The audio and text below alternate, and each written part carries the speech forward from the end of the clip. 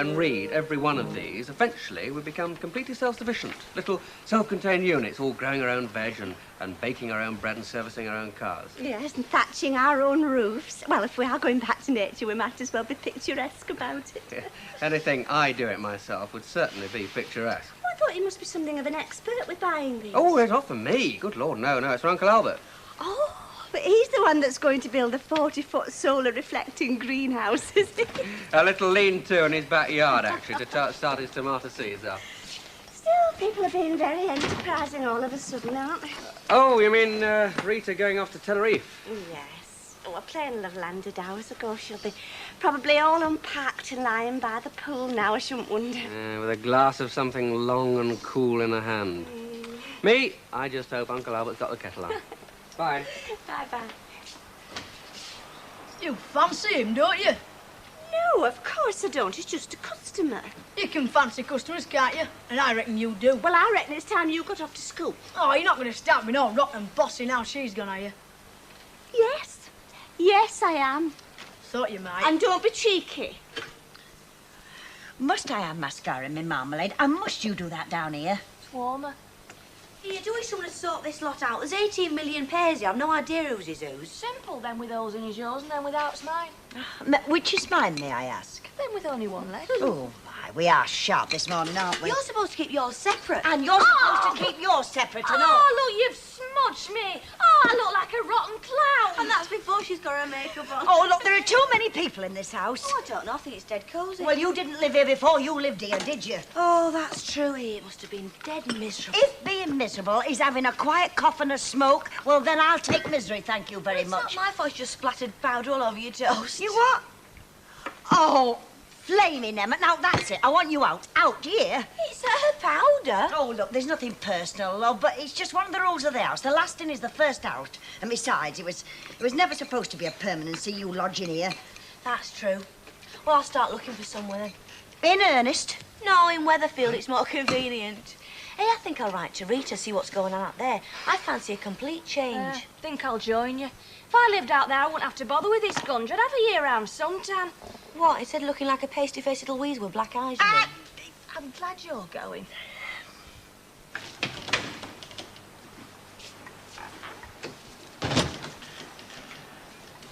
Sugared it. Are you trying to get round me? Does no harm to keep him with boss. Well, go on then. You can have a chocolate biscuit with it. I don't think it's going to become a habit because it's not. Think I'll give work out some miss today. Go fishing or something. Play truant. Oh, Darren, you won't. Who's to know? I'll know and you know. Well, I'm not going to say no. I doubt you will. To be man as one paper lad. Said it you don't want now, do you? Shh. What is it? Hey, did you hear something? Like what? Like somebody moving about upstairs. There's no one up there, is there? Well, there shouldn't be. Would you like to go and have a look for me? Why don't you go? Well, it's probably nothing, just at the door banging. Or a mouse wearing footy boots. If you're really worried, why don't you down 999? I've got to go. I must register or something.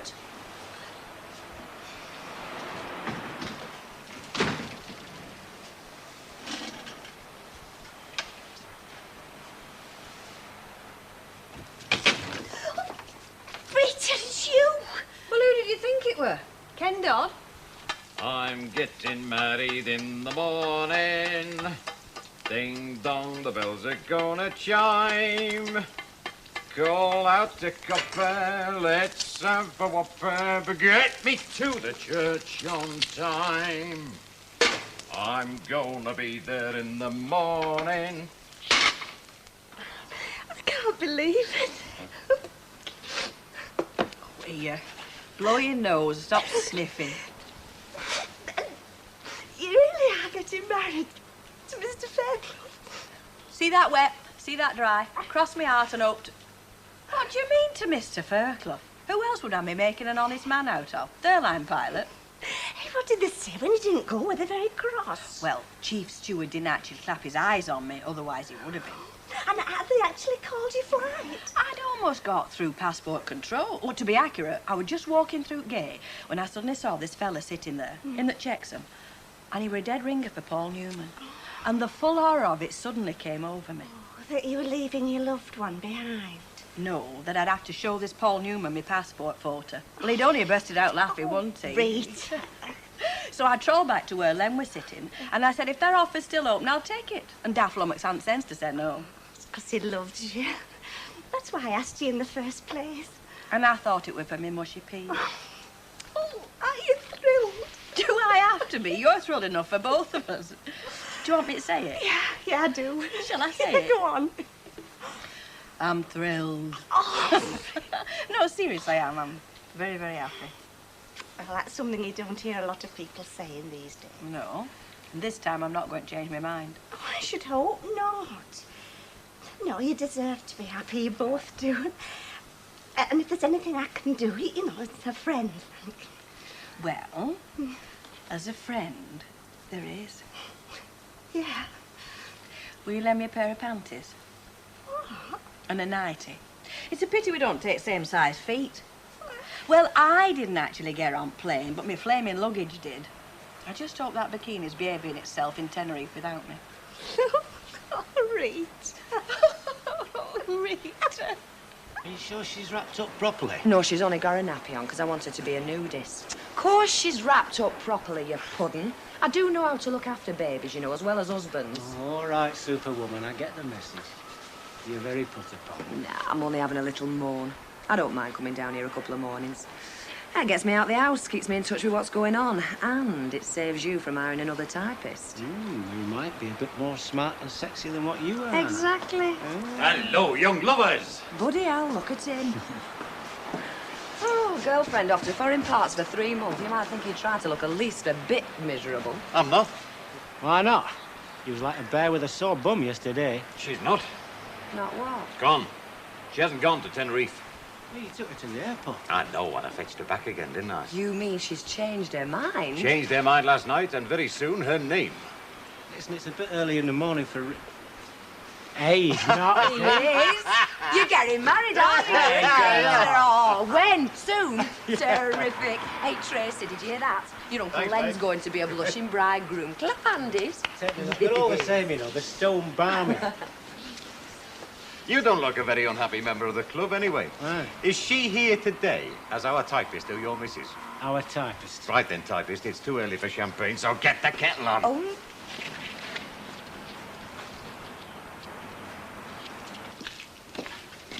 Hey, do you reckon she really meant it? Well, like Elsie says, it's nothing personal, but she never said it was permanent. Yeah, I know, but I sort of hoped it'd work out that way. Trouble is, there's such a lot of you. There's only one of me. Yeah, but you're not exactly a dwarf, are you? And it is only a little house, and there are 2 of us living there already. No, cut my legs off and call me Shorty. Hello, we've got a visitor. Oh, it's a bit mucky. Oh, you'd be a bit mucky too if you spent all night in back alley. Hello, look. How do you know it hasn't got a perfectly good kennel waiting with wall-to-wall bones? Oh, look at it. It's a stray. Homeless, unwanted. Takes one to know one. Da, da, da, Oh, go and get something to eat, will you? Like what? Well, a bit of pork in the fridge or a few slices of bacon. Well, go on and shift yourself. Who's a little lovely? Lovely boy.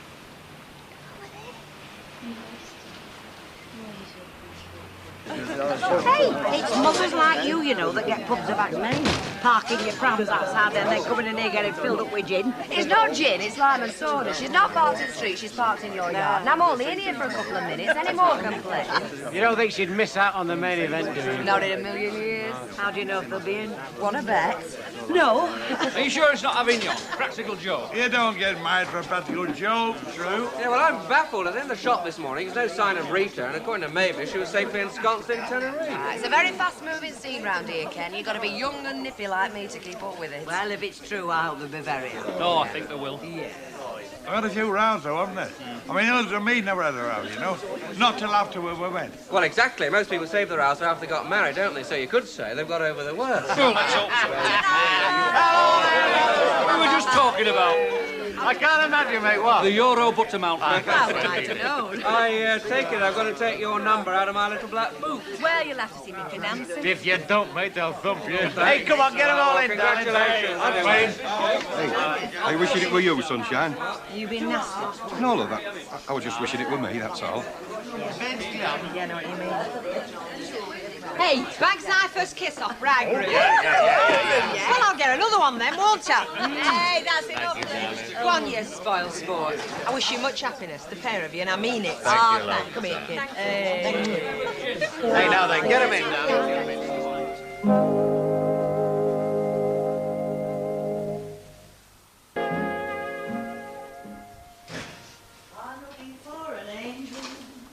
But angels are so few. Hello, visitors. I thought you was had your dinner in Rovers. Oh, not today, Chuck. I'm having it here today. Seeing as I didn't have a nice, quiet, peaceful breakfast time, I'm having a nice, quiet, peaceful dinner time. Just me, a tub of cottage cheese, and Harold Robbins. I just nipped back from shop to feed, Albert. Oh, I was waiting to be introduced. He's a stray. Yes, he'd have to be, wouldn't he? Nobody in their right minds would admit to owning him. He just came at the yard this morning and me and Gail felt that sorry for him. You cordially invited him to join Elsie's zoo. See who that is. And if it's an homeless elephant, tell it the bath's full. Shh. You, Albert, me, Muggins. How'd you do? Hello, darling. Have you got a minute? I want to Oh, work. I'd have several when she skedaddles and takes her four-legged flea bag with her. Where? Well, anywhere, but out of it. Now, look. Look at me when I'm talking to you. You've been wined and dined, now off it. Here. Why, Albert? Oh, it was Gail's idea. She said he looked a bit of a scrounger. Oh, dear old Albert will be pleased. Go on, skedaddle. Come on, love. We know we're not wanted. You know, all I ever wanted in my old age was a bit of peace and quiet. You'll get it, darling, in your old age. Thank you. Now, what can I do for you? Rita's back. Don't be daft. She's in Tenerife. She's not, you know. She changed her mind at the airport last night. Changed her mind? Yep. Why? We're getting married. Fancy. Well, I hope you have better luck than I did. How am I supposed to take that? You're supposed to take it the way it's meant. I hope you have better luck than I did. I really mean that. Well, some marriages work, you know. I mean, yours weren't all bad. Oh, no, not all bad. Just bits. Well, that's what we're hoping for. Well, neither of us think we're going off hand in hand into the sunset forever and ever, amen. No. Well, if it's what you want. It's what we both want. Yeah. You know, she's given up an awful lot to stop I think here. what she's gaining. Oh, no bargain. No. No, but I'll do my best. Yeah. She's all right, you know, is Rita. I mean, she is for me.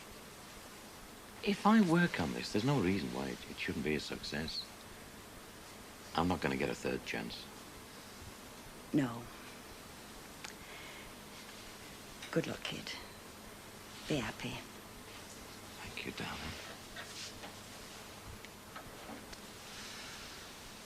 See you.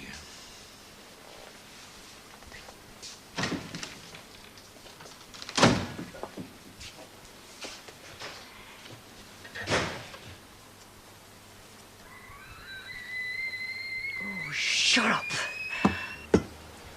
Do you know, if I'd put that in a book, people would have said it was too far-fetched. I mean, letting a plane fly off without... Yeah, it would a bit Hollywood, weren't it? Oh. Hey, suppose she said she'd changed her mind and then he turned round and said he had. Pardon? Well, she decided she wasn't going to Tenerife and then he decided he didn't want to get married after all. Why would you do that? Well, he might have only asked her because he knew she were going away. Didn't think there was much chance of her accepting. Oh, I think that's a very cynical comment to make. Yeah, so do I.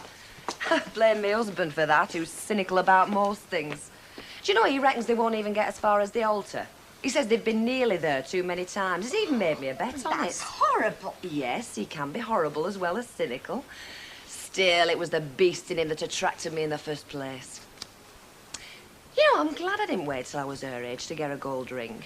I mean, by the time I'm as old as Rita, I could have a grandchild and still be young enough to enjoy my own life.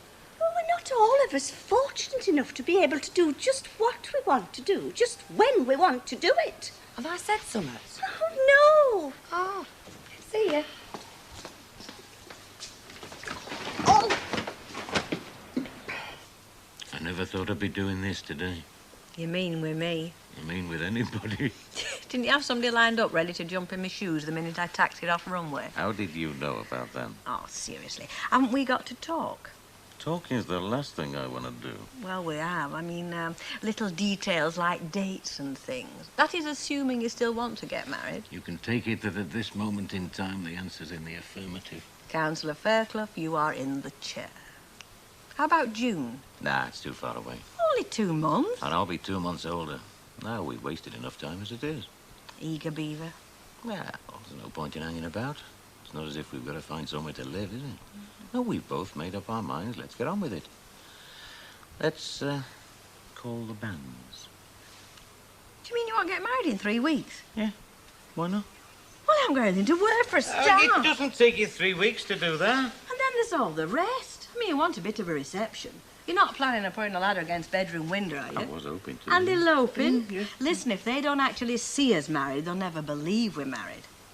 Ginger, we are going to push the boat out in style, and not for their benefit, for yours. Well, little party would be nice. It'll be the biggest do they've seen around here since VJ night. Well, we'd better get down to register office and book a date. Then we can look for somewhere to have reception. Can't have it here, it's too small. Registry office? Why not a church? Do you want to get married in the church? Yeah. Don't you? Yeah. Yeah. Funnily enough, I do. Huh. Put him out. I can't. It's pouring. And he's been sitting on doorstep all afternoon waiting for me. He knows me. He knows a mug when he finds one. Is that you? Hide it then. What shall I do with him? Shove him up my jumper? Oh, so the whole family's here, is it? Well, he just followed us in. Yes, well, he would, wouldn't he? I mean, he knows which side his bread's buttered on, doesn't he? You did right to call him Albert. He knows where to get free grub and all. You don't mean... No, I don't mean. He's already eaten me out of house and home. Don't tell me that cold pork in the fridge got up on its own 2 legs and walked out. Oh, pigs have got 4 legs. And octopuses have got 8, and we've got none of that in the fridge for us suppers either. Was hungry, Elsie. You can't stand by and watch a living thing starve. Oh, well, in that case, get round to Jackson's Chippy and get 3 lots of fish, chips and peas. It's pouring. It was you that said you couldn't stand by and watch a living thing starve. We'll have to if you don't get round to Jackson's quick. That's what we've got now, Elsie. You go. You're the one that lumbered us. We'll both go. Well, what about King Kong? Can't you stay? No, we can't. I've told you, we're all out at work. How can he? Well, you won't mind as long as we come home and see him at lunch hour. Look, love, when you get your new landlady in your new digs, ask her if she objects to animals. In the meantime, keep your mind on what you're doing. Oh, all right. He can stay for tonight as long as he doesn't keep me awake with his yowling. Oh, he won't yowl, as long as he's dry and fed. Now, Willie. Oh, look, you better get him a tin of dog food or something from the corner shop here. You're kind, Elsie. Honestly, you're smashing. Yes, and I shall want paying back. Remember that, which should have been today, if I might remind you. Oh, of course. I'll get you a small bottle of eggnog as well as my treat. Oh, never mind the flattery, just skedaddle. Oh, on second thoughts, make it half a bottle and tell her to put it on the account. I could do with a booster. Well, don't act that way. It's not been my day either. No, I think you can. Anyway, the vicar will let you know. Yeah, it's just that I don't want to look a complete idiot. You know, I have been divorced. Yeah, but then your ex-wife died, didn't she? So technically you're a widower, I suppose. Anyway, I don't think it matters nowadays. I think even if you have been divorced, you can get married in church. Some vicars kick up a fuss.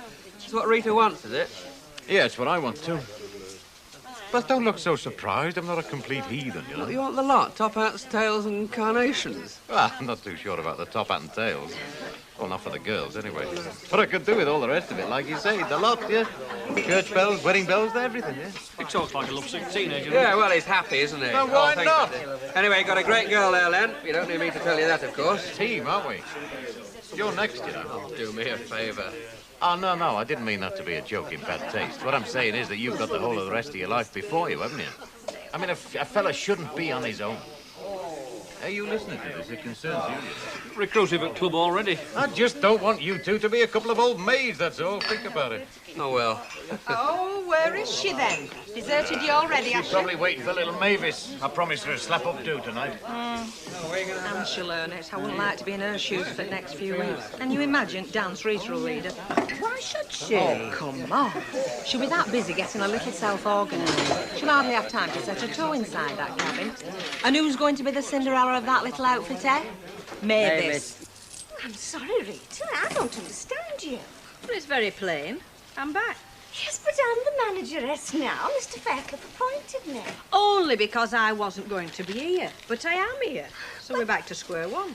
That's not fair. You can't just walk out and then walk back in again as if nothing had happened. I haven't. I've got myself engaged and I'm going to be married. Yes, I know that, but we're not talking about that. We're talking about my job. Mavis, love, be reasonable. I'm not only coming back, I'm coming back as the boss's wife. You don't surely think you can still be in charge, do you? Well, I don't see why not. I mean, an agreement's an agreement. Look, I don't want any arguments tonight. I'm supposed to be happy. So come on, let's get going, or he'll think I've gone to Tenerife after all. Leave it. Oh, no. No. It might be somebody who wants to know what I want for a wedding present. Gonna be a big do, is it? But select, Ellen. I don't think your Hilda needs to bother taking a mink out of mothballs. I don't think anyone need bother ironing their party frocks because I think I've been stood up. Have you been behaving yourself out of my sight for the last couple of hours? Mavis, what is your pleasure?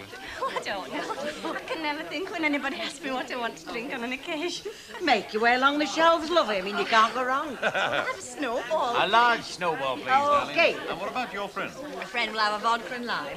And can I have a word? Hey, she's changed her mind. What's that, darling? Something wrong? Just had a phone call from my agent.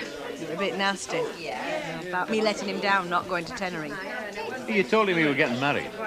Yeah, but he said not to make any plans for a honeymoon because I might be required in court. Oh, charming. I feel pretty, oh so pretty. I feel pretty and witty and wise, and I feel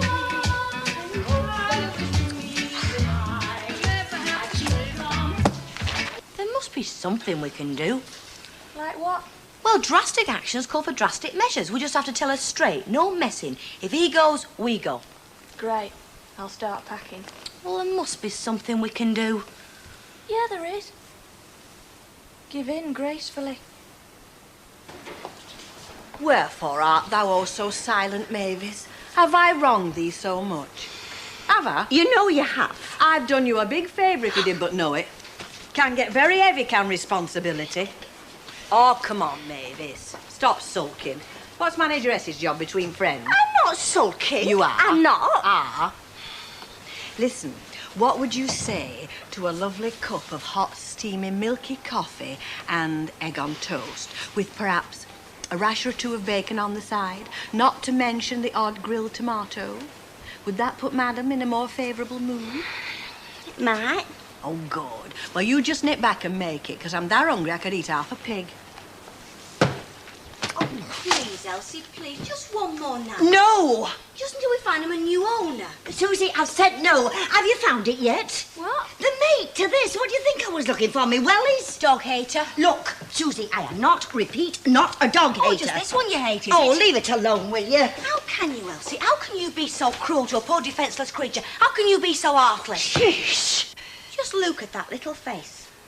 What has he ever done to you? Look, Susie, I've told you once, no, but I'll tell you one more time. We cannot have a dog in this house because we all go out to work. It would not be fair on either it or us, all right? I could always come back and see him in my lunch hour. Oh, yes, of course you could till the novelty wore off and then it'd be Muggins looking after it, feeding it what? It's not an issue to him. Either way, it's not stopping. Now, is that clear? Shift it out of the way. Have you found it yet? Elsie, just a trial run, just to see how we get on. You never give up, you, do you? Not known for it. Oh, please, Elsie, please. You'd wear away a stone, you would. Look, if I agreed, it would be entirely your responsibility. I'll do everything. You would have to walk it twice a day, morning and I'll night. walk his feet off. Well, I'll think about it. What the hell is I this? think Albert took a fancy to it. Right, that is it. I want him out. O-U-T What out, do you else? understand? And another word out of you, madam. Just one, and you won't follow him. Sharpest. Now shift out of me, wait, there of you. Well, we're making progress, at least I am. How'd you make that out? Well, yesterday I was definitely out today. Today somebody threatened to throw me out. And what about him? Good question. You could try, Mavis. If for novelty value alone, you could try thinking of other folks' problems. Like whose? Yours truly. I mean, here am I, about to be sued by a penny-pinching agent. And do I complain? Well, do I? He won't sue. You don't know Benny Stone. He's the original Scrooge.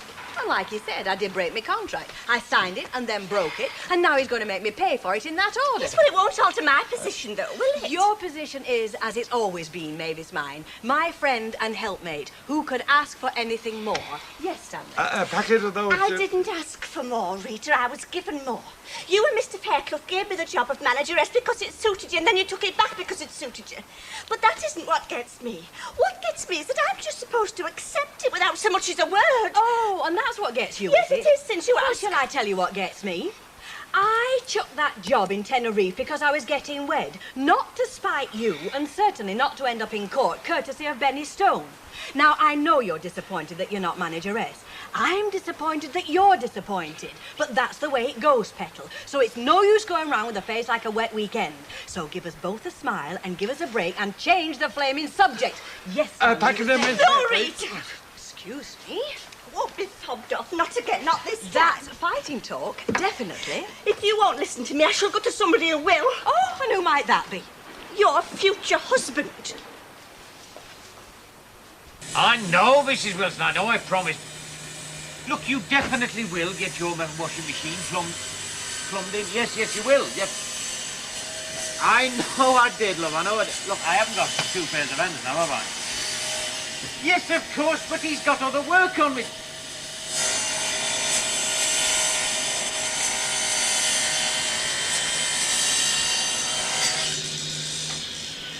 I don't even want to be flipping best man. That is not the point, Ray. The point is that if Len Fairclough Esquire was good enough for our wedding, then Ray Langton's good enough for his. Church or no church. Don't give over.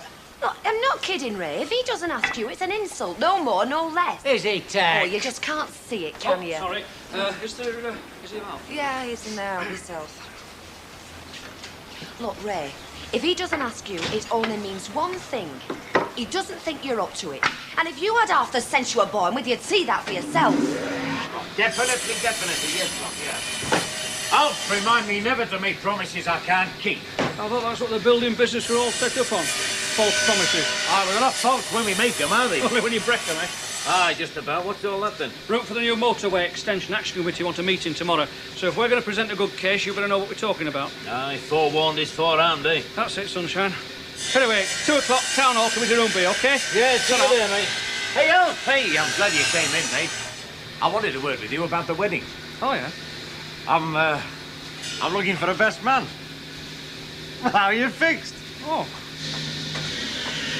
Can you not get it through your skull that I do not want to be best man? And if you don't stop dropping hints like depth charges, we might finish up without an invite to the flipping wedding at all. I just casually asked him who he had in mind for the best man. Casually? You're about as casual as a soldier on flipping parade. Oh, don't exaggerate, Ray. You as good as volunteered me services.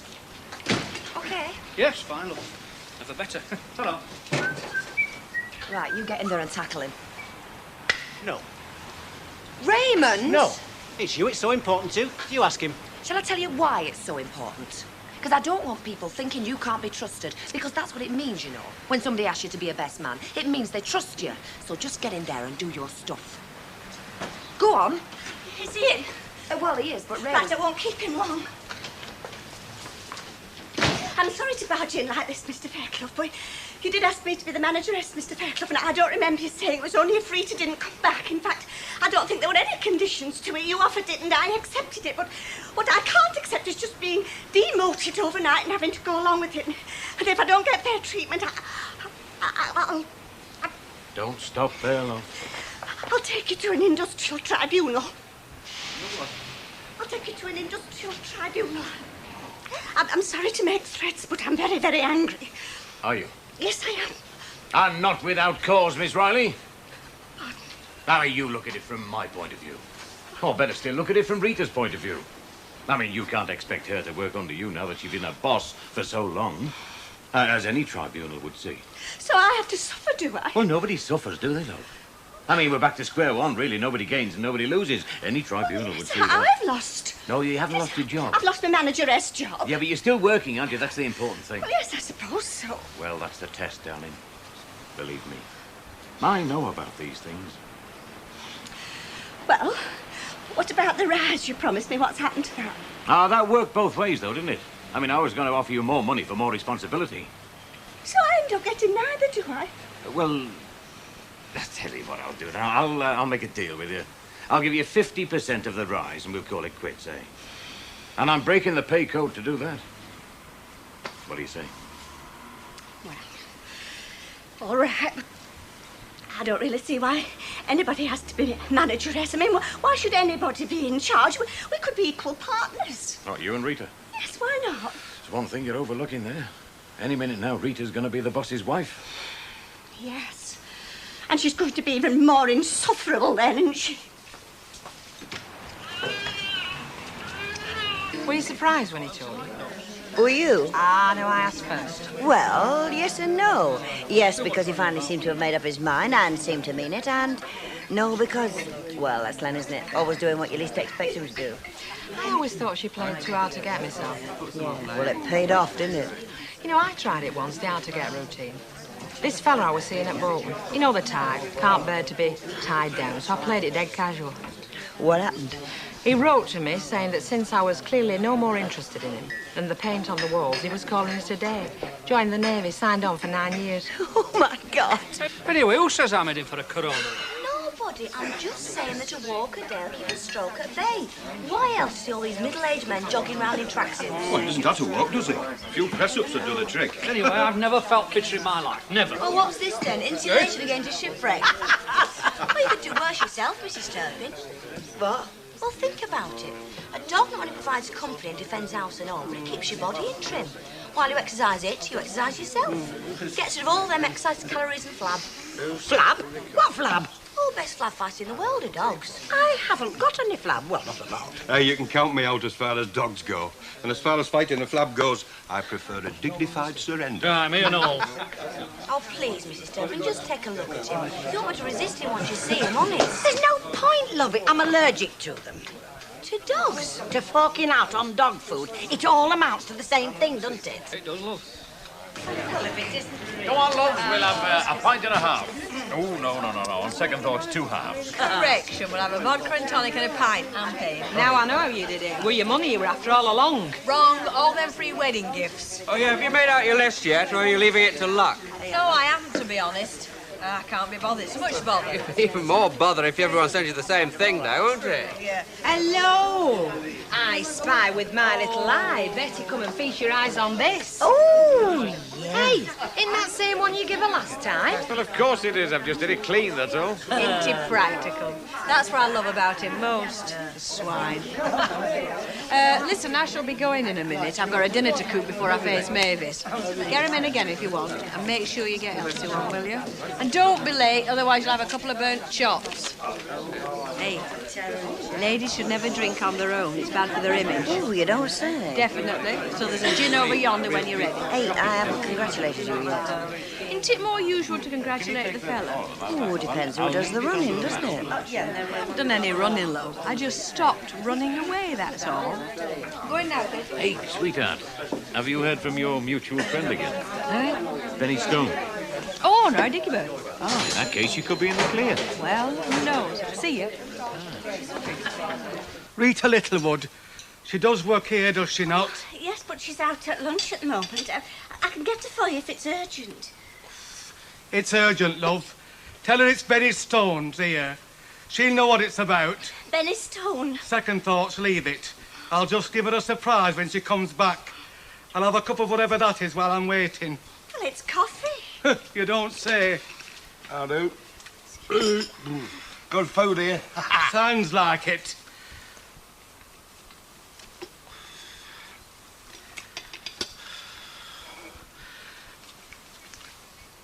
Where did you say Rita was again? Oh, she'll be at number 9 Coronation Street now, cooking Mr. Fairclough's dinner. 9 Coronation Street. Right. We do snack lunch? Gonna find Rita. Funny fella.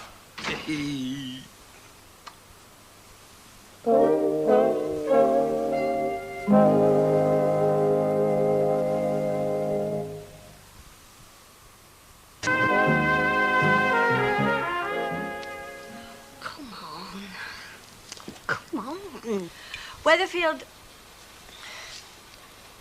All right, Mavis, now just take a deep breath and start again. Who was where, when? Hey, Mavis, find Len. He should still be in the Rovers. Find him and get him over here straight away. Never mind the flaming cabin, just get hold of Len pronto. I wish somebody had answered that door. Look, Elsie, about Albert. No, I've said no, Susie, for the last time, no. I'll buy a new pair of shoes if that's what you're bothered about. It is not. Where is he, anyway? Oh, I've let him loose. Where? Well, he's round back a factory yonder. Oh, that's a good girl. Poor little thing. Look, if you want to feel sorry for somebody, start feeling sorry for me. 6 quid worth of good shoe leather he got through. What's that? What? That thumping noise, can't you hear it? It's next door. Sounds very like as if it's coming from upstairs to It me. is next door. They're having another bust up. Now sit down, I'll make you a cup of tea. I've always played fair with you, haven't I? Well, haven't I? Oh, skip the commercial, get to the point. It's been the best all the way along the line. The best rates, the best gigs. All out of the goodness of your heart. Naught to do with your rotten 10%, I suppose. Look, Rita, I came here to give you the chance to settle this friendly out of court with no fuss. If you want to play it rough, fine, we'll play it rough. Look, I should have warned you. All right, I admit it. And I would have warned you, only I didn't know myself I weren't going till the last minute. I didn't chuck that job because I got cold feet, you know. Or because I went off Tenerife, all that sunshine and what have you. As I keep telling everybody, I chucked it because I'm getting wed. And I keep telling you, I'm 400 quid out of pocket. Somebody's got to pay for it. That somebody being me, of course. Right first time. Where the hell am I going to lay my hands on 400 quid, pray? Knowing you as I do, Rita, you're unlikely to contemplate marriage to a bloke who can't call his shirt his own. He must have a bit put by, surely. More than a bit if I know anything. Why not ask him, eh? Why don't you ask him yourself? He's here. This, I take it, is your Mr. Stone. It is. And he's only saying I owe him 400 quid, would you believe? Is that right? See for yourself. In case you're wondering, that name and address belongs to my solicitor. That looks a bit steep to me. I've got overheads, haven't I? It says here that you're missing out on the commission you should have got from Rita. Underneath, it says that you had to pay out the airfare for her replacement. So? Didn't you get commission from her? What if I did? Well, it looks to me as if you're trying to get 2 lots of commission out of one job. I've got expenses, haven't I? Like phoning up Tenerife every other minute to find out why Madam here didn't bother turning up. All right, then, I'll tell you what I'll do. I'll give you 200 quid and we'll call it quits, eh? 200 quid? It cost me that in her furs. Right. But I can't see what else she's supposed to have cost you. Oh, let him sing for his money. I'll sue for my money. That's what I'll do, my love. What, and end up more out of pocket than you are now? Use your loaf, mate. Take the 200 quid. It'll cost you 5 times more than that if you take it through the court, and even then you might end up with less than I'm offering you now. 300 and you're on. 200. 200 it is. Who to make it out to? You? Benny Stone. S-T-O-N-E. As in getting blood out of. She treats me like a helpless child. They both do. Well, they wouldn't have offered you the manageress job if they thought that now, would they? Yeah, he's got a point there. And as for the extra responsibility, well, take it from me, it's just extra worry and extra headaches. It's not worth it. Well, I'd still like to have tried. I mean, I'll never know now, will I, whether it'd have been any good at it? Thought you'd tried before. Oh, yeah, but not for very long. Well, look at it this way. If you did have the job and found out you really couldn't do it, how would you feel then? Oh, I'm with you, love. I mean, responsibility is trust, isn't it? And if you never have it, how can you prove whether you're trustworthy? Well, exactly. I mean, you take Ray, for instance. I cannot get it through his head why I want him to be the best man at Len's wedding. He thinks it's just for fun of it. Oh, is Ray reckoning to be best man at Len's wedding? Oh, no, he's not. I want him to be. I'll tell you what, if he's not best man, I want to know the reason why. You know, you're proving to be a very expensive lady. First I've got to fork out for Mavis to keep her happy, and then your agent. I don't think I can afford you. Second thought. Oh, boy. What do you think? Oh, you can afford it. I hear tell you loaded. Oh, aye. So they say. Remind me to show you my bank statement sometime. Promises, promises. In the meantime, if you want to earn your keep, cast your eye over that little lot. What is it? Wedding guest list. What about the Oggies? What about the Oggies? You haven't got them down. Nor Eddie Yates and my great Aunt Lucy. You have to draw the line somewhere. Wedding receptions are supposed to be for a chosen few, not a cast of thousands. You reckon Ken Barlow for best man, do you? Don't you? It would be very tricky because I've already asked Alf Roberts. Well, you might have told me. Well, what's it to you who's best man? Well, it happened to be my wedding as well, you know. It's my best man. So I don't get consulted. I'm consulting you now, aren't I? After the event. Look, let's get something straight. I'm not a flaming doormat. I don't want to be treated like one. In future, any decisions that have to be made, we'll make them together, all right? You're asking me, you're telling me. I'm telling you. I don't like being told. Then you just have to get used to it, won't you? Among other things. All right. You just cost me 200 quid. Is that all the thanks I get? Gail, will you get your ear off that wall and come and give us a hand? Don't you want your bath before we start eating? Why, what for? What's the Well, hurry? if you leave it till after we've washed up, there won't be any hot water, will there? Yeah, that's true. Right, I expect you to have these finished by the time I come down. Come on, get mashing. Where is he? In our room. Oh, no. I've got it all planned. If we keep him for a few days on the QT, she'll have to let us keep him because he's been no trouble. What if he barks? He won't bark unless he wants a walk or he's hungry, and we'll have to see he wants for neither. She'll kill us if she finds out. Oh, you stop worrying. You don't know Elsie.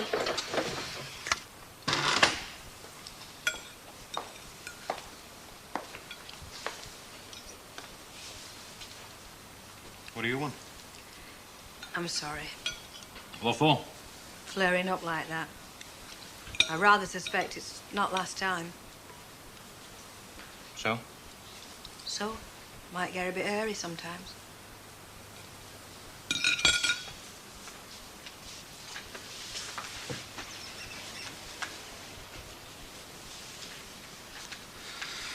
Who's complaining? Well, Ray's not bothered, is he? No, Ray's not. Deirdre's. Oh. Hey, I suppose there's no chance you... Me? No chance, mate. Well, I don't mind. What? Hey? Can there? No skin off my nose, is it? Would you? Look, for a free pint, I'd do out. Even our early. Yeah, well, you've got to be a bit tactful, you know. I mean, just drop it in casual. That I'm going to be best man. I mean, we don't want to be too obvious, do we? Right. Hey, was that wise, Al? Well, I Didn't tell you no. I never thought he'd go. You better put him a pint up. What'd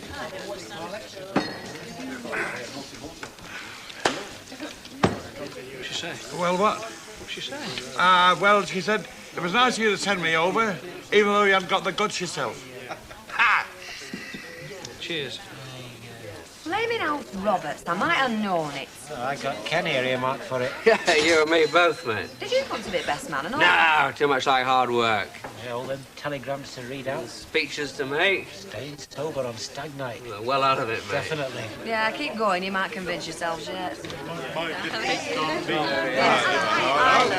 Now then, a bottle of champagne, please. Certainly, madam. A half, a medium, or a jumbo? A medium.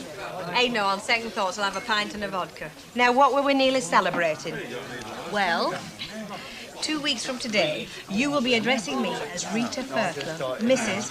of number 9 Coronation Street. In short, I will have joined the ranks of respectable married women. 2 weeks today, yeah? It's Well- 20th of April, to be exact. That is worth celebrating. Frederick, a bottle of Mrs. Walker's champagne from the cellar on the double. You heard. hey, I said a pint and a vodka. What are you on I'll about? flaming pay for it if you're too keen. Can I kiss him again? No. Hey! Say joking. Get up! I was delighted when I heard the news, Rita. Absolutely delighted. I hope you and Len will be very happy. Well, thanks very much, love. So I must say, I wasn't altogether surprised. Really? It looks as if it's left you speechless. Oh, no, I've had the most awful coldness in my voice. Well, I tell you, it come as quite a shock to me. Oh, takes my mind back somewhat. Oh, yeah? To my own wedding, that was quite a shock to me, too. Did Ernest spring it on you, then? Oh, no, I don't mean that, but I wasn't exactly a spring chicken, was I? Well, neither am I, love. Oh, but it was the nicest thing that ever happened to me. Really. Your life's just beginning. Well, I hope so. It is. thank you. You must be run off your feet. If there's anything I can do... Oh, I am run off my feet. Every time I get something settled, there's something else to sort out. I'll never be ready for next week. Hey, have you decided where you're having reception yet? Yes, we're having it at Greenvale Hotel. The Greenvale? Yeah. Oh, dear. I think Her Majesty was hoping you might be having it here. Here? You're joking. Well, it's a sit-down meal for a start. There's not enough room here. Oh, the Greenvale's ideal. All I'm saying, kid, is when you tell her and she says that she never dreamt for a minute you'd be having the reception here, you'll know she's lying through her teeth. Doesn't she always? By the way, I've not had my invitation yet. That is presuming I'm being invited. Nobody's had an invitation yet. Only posted them today. Right, you're cutting it fine. I posted a letter to Bury last week and it's still not arrived. Mind you, we're only settling a bill, so I'm not all that bothered. Oh, I agree that the post is rather unreliable these days. What's that about the post? Well, Rita's just saying she's posted the invitations. I mean, from your expert knowledge, Alf, can we expect the invitations to arrive before the great day? Hey, we're not that bad. When did you post them? This dinner time with a first-class stamp on every one. Well, they'll be there tomorrow, definitely. Oh. Practically, definitely. Well, time for me to go. Early night's called for. Ta-ra. Me too. Ta-ra. Hope your cold gets better. Thank you. Going to the wedding, eh, Albert? If I'm asked, I am. But until I get the invite, I'm not banking on it. Oh, it's best wear. Wear your medals, will you, if you go? I might. Then again, I might not. That's my business, isn't it? I'll tell you something about weddings, you know, considering they're supposed to be such an happy occasion, and that is you get an awful lot of aggro. And not just over who's been invited and who hasn't. What do you mean, Ray? Well, take Deirdre, she's dead nart because Len didn't ask me to be best man. I'm sorry about that, mate. Look, I'll tell Len I've got mumps or something, if you like. Listen, it doesn't worry me, mate. In fact, I'm dead chuffed that Len's asked you. Looking after the ring, making sure the bridegroom turns up, making little speeches. Sooner you than me, mate, any day. Oh, there's always someone who'll try and spoil a wedding, you know. Try and stop folk having a good time. Well, that's never been my way. No, it's the bride's day, and it's up to the guests to make her happy, like what me and Stan will be doing. I don't think Hilda and Stan are being invited. Shall we see if we can have a bit of fun? Oh, Hilda? Yeah? Mrs. Walker were wondering if you and her could come to some arrangement about her car on the big day. Oh, she'd like us to ride with her, would she? Oh, well, that'd be very nice. I'm sure we'd be glad to. I don't think I need consult Stan on that one. She doesn't want you to ride in the car, Hilda. She wants you to clean it. Clean it? She can take it to flipping car wash. I'll be too busy getting Stan ready. Why don't you send him to car wash? Hey, that's not a bad idea, Mr. Tatlock. Steady on, Albert. You nearly made a joke then. Oh, I can't be very witty. Hiya. Hello, darling. What's that, a free sample? No, that's just something to put you on. Hey, come on. We should be at that vicarage in half an hour. You should be ready. I've only just this minute got in. Some of us have got to work, you know, wedding or no wedding. Well, I'm not going to see Vicar with you looking like a navvy, so go and get changed. Hey, while I'm on about it, what clothes are you wearing for the wedding?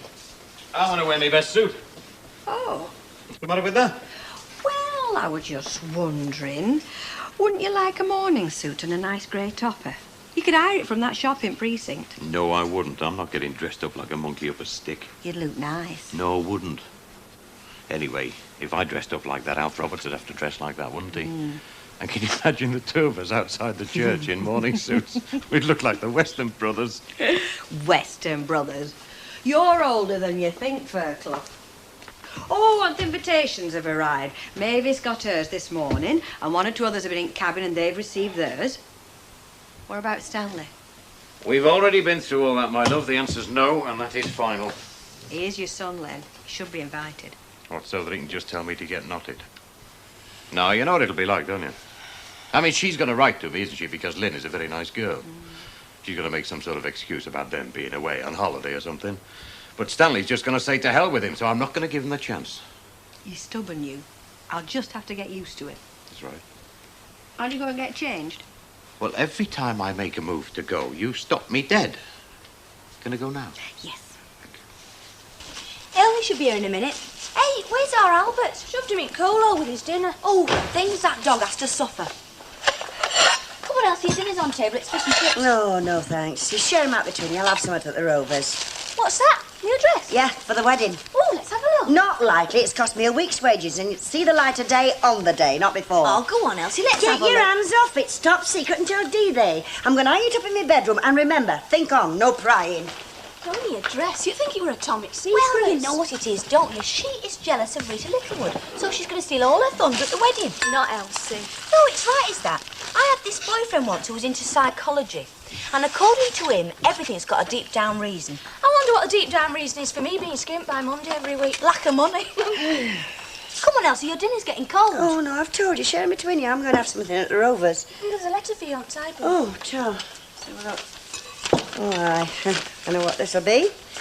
The invitation to the wedding, and very nice too. I don't suppose we've been invited. They're not having children. Oh, funny. Be more like a Derby and Joan Club outing than a wedding day. Won't when I get there. Now think on, that dress is hanging upstairs in my bedroom, so just keep your hands off, remember? Well, are you going to do it or am I? What? Get Elsie's dress out of wardrobe. You wouldn't. Just watch me. Susie.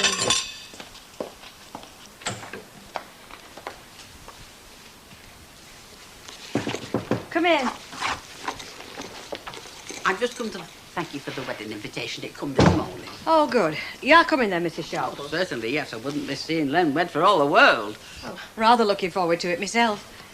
Actually, Mrs. Sharples, you've caught me at a bad time. I only nipped back to see if Mavis were coping with everything all right. Len and I are rushing off to see Vicar now. Seems to me it's all rushing. No sooner pop the question than you're galloping off to the altar. Remember the old saying, marry in haste? Oh, Mrs. Sharples, it's not as if we bumped into each other at a dance last Saturday night. If I don't know Len now, I never will. You don't know any man until you marry him. You might think you do, but as soon as you wed, there's a side of him comes out that you knew nothing about at all. Well, I'll take your word for it. I think I'm going to find it very interesting. Now, I don't want to seem rude, but... No, that's either back of me, I know. Though what you and Len are doing going to see the vicar, I'll never know. Oh, hello. Mrs. Sharples. Rita. Yes? There's something here I want you to have a look at. Oh, can't you cope with it, whatever it is? Oh, it isn't anything I can't cope with. Not that there's anything I can't cope with, no. I just wanted to show you this. Look at that wedding outfit. Don't you think it's nice? Well, it looks nice on her. Still, she'd look nice in a couple of bin liners. I really think it's time that you found something. I mean, time's running out. Don't I know it? I haven't even thought about an outfit yet. Hey, well, I'm thinking, would you like to be my bridesmaid? Oh, Rita. Well, would you, wouldn't you? Yes or no? Oh, yes, of course I would. I'd be very honoured. Good. Well, day after tomorrow, half-day closing, we're going to town and get ourselves fixed up. We might as well look like a matching set. I don't know what to say. Oh, don't say anything. Where is Fairclough? It's very important that we look very right for this wedding. Oh, yes and no. Because there are those amongst us who would like to upstage us at this do. Now, I am mentioning no names, but her initials are Elsie Howard. Our pretty girl is like a melody. And here we have Fiona modelling our latest creation for the fuller figure.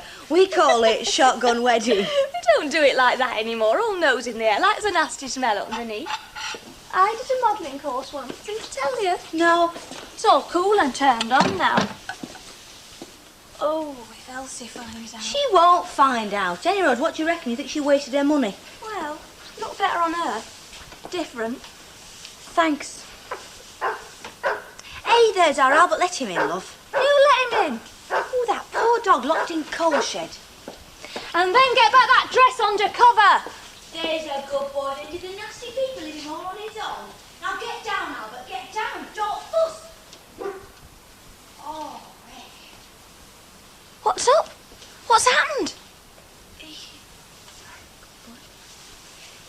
He jumped up at me.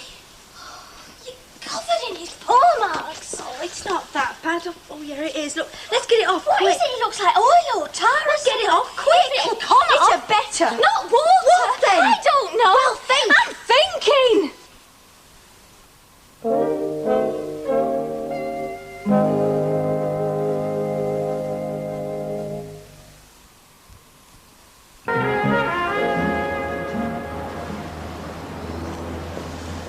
Are we late?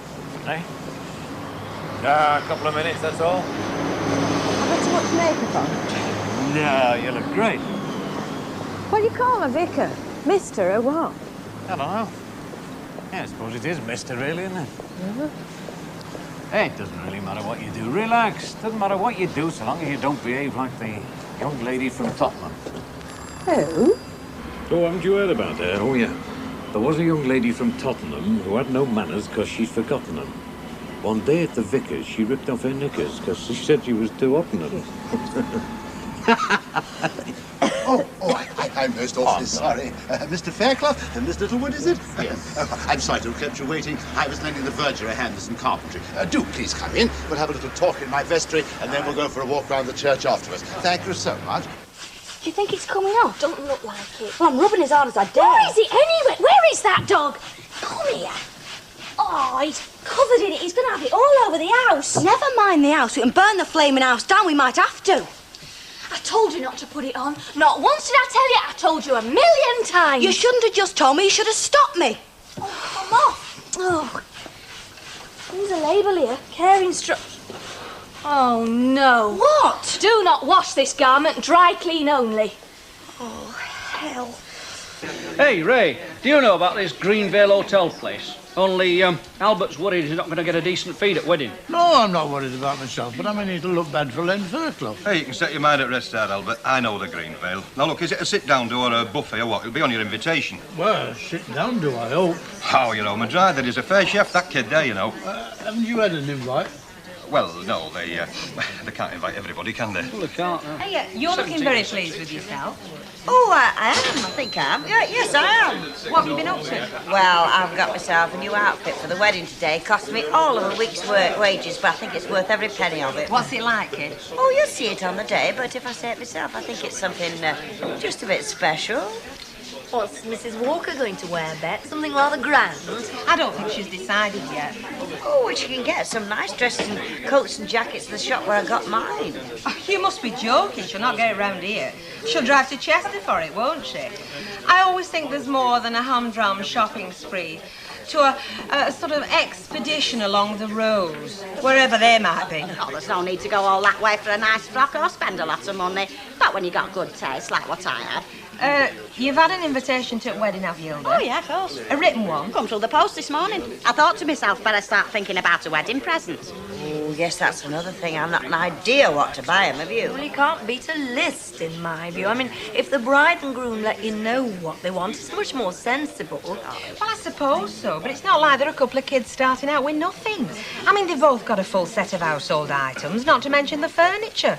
They'll be wanting to chuck stuff out, not get more in. Ah, now that's why I thought of getting them somewhat more ornamental-like. You know, somewhat what they could hang up. What did you have in mind? A sticky fly paper? Oh, well, that's the best thing to do is ask him, eh? Hey, wait, is Len with you? Is he across the yard? No, not him. Gone round the vicarage, hasn't he? Him and the blushing bride. Gone to have a little pre-marital chat with the vicar. Well, I think that gives a general picture of the service. No pitfalls there. I mean, you've both been to a wedding before, haven't you? Yes. Yes. Well, now, what's next? Ah, yes. Now, when I'm marrying two young people, I always like to have a discussion with them about the importance of marriage, just to make sure that they're thinking a little about the meaning of the step that they're taking. Although, in your case, that's not applicable, is it? I suppose we are unusual. No, they're not all youngsters, you know. Oh, no, don't feel that you're too old. No, I'm quite used to older couples. As a matter of fact, I'm marrying a pair of 80-year-olds next week. Well, I don't think we can quite come into that category. No, not quite. I take it that as mature people, you do fully realize the step that you are taking. I think so. Yeah, we've given it a great deal of thought. Good. Well, now, are there any points you'd like to take up with me? No, I don't think so, Rita. Oh, I can't think of any. Fine. Well, now, I'd like to pass on to you a little piece of advice that was given to me at my own wedding. It is just this. For a happy marriage, always make a point of taking your wife for a stroll around the garden at the end of every day. I followed it, and I found it most sound. I don't think it's going to be very easy for us to follow that because there are no gardens where we come from. I tell you what, we'll buy a big pot plant for a front room and you can walk me round there. What a splendid idea. Well, may I offer you my congratulations and the hope that the day will be fine. Thank you. After you. This gets spots off, but I don't know whether it's any good for cleaning house. I've never tried it. You sell it. You should know whether it works or not. Nay, girl, I sell razor blades and all. But I don't know from experience whether they're any good for shaving or not. I'd know better if you told me what you wanted dry cleaning. it's just something that needs dry cleaning, that's all. Well, this is supposed to be clever. I mean, just spray this on and brush it off and bingo. Go on, I'll have it. 62p, please, love. How much? Well, you can't get modern science on the cheap, Gail. There are men in white coats holding test tubes over low lights to get miracle products like that. Well, I hope them little men in white coats know what they're doing. Hey, what are you doing here? It's nearly 2 o'clock. You should be at the boutique. Yeah, I'm just going, Mr. Baldwin. Susie on the fault, is she? Yeah, you could say that. Ta-ra. Ta-ra. Now, have you got a new name for that boutique yet? Because plenty of people have gone in for the competition. They've written their ideas down and the names on these envelopes. Oh, thanks. I'll have a look at them. Don't waste your valuable time. Hey? Because I'm here to tell you I've thought a new name for your boutique. Oh, yeah? What is it this time? The Denim Depot. Yeah, well, like I said, I'll have a look at these. Give us a packet of those little cigars I suggested, will you? Afternoon. Oh, cigars, eh? I suppose them will be for handing round at the wedding. Oh, what am I thinking about? No, I suppose with you being a newcomer, you won't have been invited. Well, as a matter of fact, I am. Oh. Oh, well, I'll have the pleasure of seeing you there, then. Of course, it's a big, expensive wedding, isn't it? Especially with the presents and all that, but I don't begrudge it. You've been invited? No. Oh, well, I'm sorry I mentioned it. Oh, don't upset yourself, Hilda. Not that you would, anyway. No, I didn't expect to have an invitation. No, well, they can't invite everybody, can they? Like I said to Stan this morning when the invitation come. See, that's the invite card. Nice, isn't it? Can I see it? Yeah. Oh, I'm sorry, Hilda. You've not been invited to the actual reception. Eh? Well, this just invites you along for drinks at 5 o'clock. Well, that's a wedding invitation, isn't it? Well, don't just take my word for it. What do you say, Emily? No, I'm afraid it isn't, Mrs. Ogden. Not strictly speaking. I mean, this is not an invitation to the church ceremony or to the reception proper. It's just an invitation to drop in for a drink later. I mean, it's the kind of thing sent to people who are not particularly close or special friends. Well, I'm their friend, aren't I? Well, he only came to the door with a hammer and nails, didn't he? I thought, hello, I hope he isn't going to join us together with them. I hear you've been to church to see Mr. Smedley. How'd you get on with him? Oh, he's not a bad sort of fellow, really. For a vicar, that's what you mean. I've got nothing against vicars, Mrs. Sharple. Did he say anything about never seeing you in this congregation? No, I must admit he didn't throw any nasty punches. Well, he missed a golden opportunity, didn't he? I'd have given you a good laugh, I'll tell you. What a heathen to have in his vestry. He should have given you a right good dressing down. Thank you very much, Mrs. Sharple. Ray, has Len said out to you about having a stag night? No, he's not. It's Oh, about well, time we did something about It it. certainly is. We can't just let him float out quietly on the sea of matrimony to smash a couple of bottles over his brow, don't we? Yeah, right. Here, Len, you're having a stag do, aren't you? Because if you're not, let us know. We'll have one without you. Oh, it doesn't give me much choice, does it? What's the best night for you, love? Ah, that's the idea. Here, do we need any talent for this, do they? Oh, definitely. Right, I'll have a word with a few of the birds at the You factory. will not, mate. I want to stay out of trouble. At least until after the wedding. It's the last chance, though, Len. Old English tradition dating back to the Druids, or was it the Oddfellows? It's going to be a night to remember. Len's having a stag night. So, what's new? Well, I wondered if Mrs. Walker would mind if I rang up Nellie Harvey and got that recipe for that punch she makes, you know, that real strong stuff with the sting in it, you know. The stuff that got Mrs. Walker breathalyzed. You're not serious, are you, Fred? Yeah. Well, just don't do it while I'm anywhere near, because I can't stand the sight of blood. Just a minute, girls.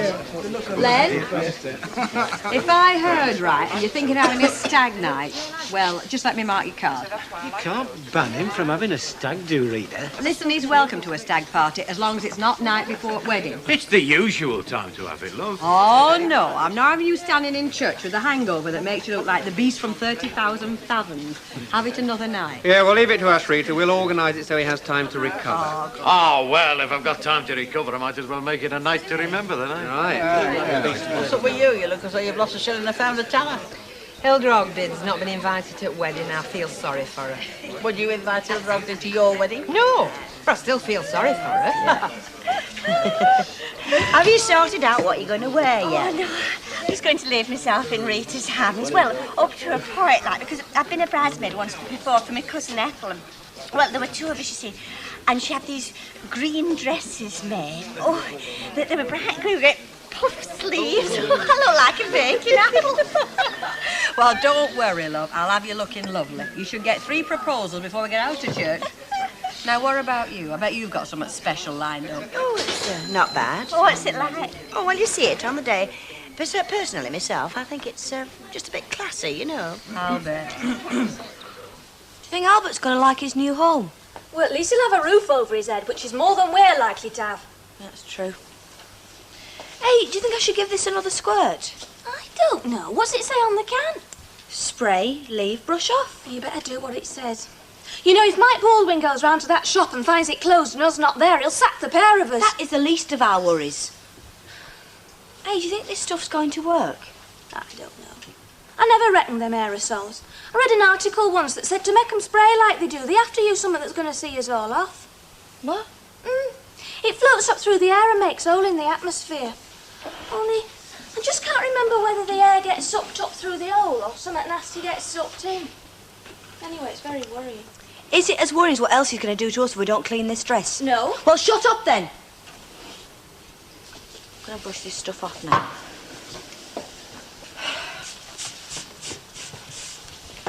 It's not made any difference. What are we going to do? Look, don't panic. I'll think of something. What? Well, there's always the canal. Where do you say them soups are again? Give me strength. Well, I'm only asking. I know you're only asking for the umpteenth time. You're going to be no good at all if I'm going to have to tell you every 5 minutes. They're there. There's no need to get stroppy, love. We're all beginners at the beginning. Oh, heck, that's a profound statement for this time of the day. Any time of the day, Mrs. Sharples. Wake me up in the middle of the night, and like as not, I'll give you a profound mouthful. Thanks all the same. I don't think I'll bother. I'll settle for a quarter of tea. And what you doing round this side? I'm helping out, aren't I? Not so as I'd noticed. What for? Pin money? Instead of paying her rent? No. No. Do you know, I've got a funny feeling if you don't find out, you're going to take root. I might just. I'm not telling her. Well, it's a sort of penance, Mrs. Sharples, for unplugging the freezer. Funny way of paying you back some folk have, don't they? Don't they just? Go on, get it out of your system. I've been insulted in better places than this. Oh, yes, better places, no doubt. But not better insults when Mrs. Sharples is about, eh, Mrs. Sharples? It's very nice of you to say so. What do you think of the wedding, Mrs. Sharples? Well, if you must know, I'm sick of hearing about the thing. How do you do? Huh. Trouble with you women. No romance in your song. Stick us a couple of bottles of scotch on one side, will you? I'll get one of the girls to pick them up before you close. Little orgy. Orgy? No, you know me, darling. No, it's just a little present for the blushing bridegroom on his stag night. I thought you didn't believe in weddings. I don't. That's why I'm buying him some anaesthetic. The more he has of that, the less he'll know what he's going. Hey, before you go, I've got 1 or 2 names for that bazaar of yours. Oh, not again. Well, do you not want to hear them? I've as much right to the prize as anybody else. Go on, then. Mike's Market, Baldwin's Bazaar, Denim Jundle. Yeah, well, like I said, we'll call you. Hey! I've thought of 1 or 2 and all.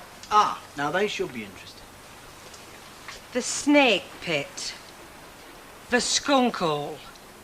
Stinkers. Nearer. Not quite there yet, but you're definitely getting nearer. What do you expect me to say? Should be chuffed to little mint balls? Just what that dress needed, Susie. I was wondering what it was. Half a yard of lace round the neck? No, a dirt great big mark right down the front. She's not going to like it, is she? Not a lot. She's going to be annoyed. Very annoyed. She's going to shout a lot and throw things. Anything she can lay her hands on. You know, I was going to confess, but now I won't.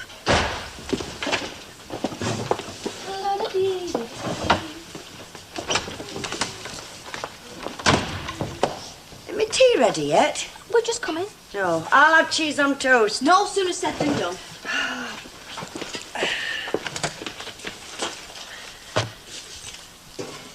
You didn't tell me you'd given that dog to Amy Charlton. Oh, is he all right? Oh, fine, according to her. Kids adore it. Well, I'm glad Albert's got a good home. Everybody deserves a good home. Yeah, well, I hope she's better at the truth than you are. Said that smallest kid of hers, a little devil. Still, if Albert's got any sense, he'll bite him. Are we off for tomato sauce? Not good. Oh, I can't be doing with toasted cheese without tomato sauce. Oh, I'll go. You stop where you are and get your work finished. First thing tomorrow morning, we'll take that dress to dry cleaners. Well, there's some laundrettes round here stay open on that, and they do cleaning. All right, we'll go tonight. Elsie's going out. You go. I'll stay just in case. Just in case, what? Well, if Elsie comes home and finds that dress is missing, could you think of a good story? All right, I'll go. Hey, that's Albert. Don't sound like Albert. That is Albert. He's run away from that flaming kid.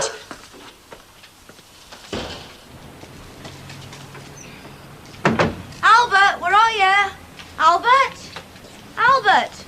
Well, I'm here. What do you want? Oh, hello. What are you calling me for? No, I wasn't calling you, Mrs. Hatlock. I was calling Albert. Well, I am Albert. No, not this one, you're not. You haven't got enough legs. Huh? He's a dog.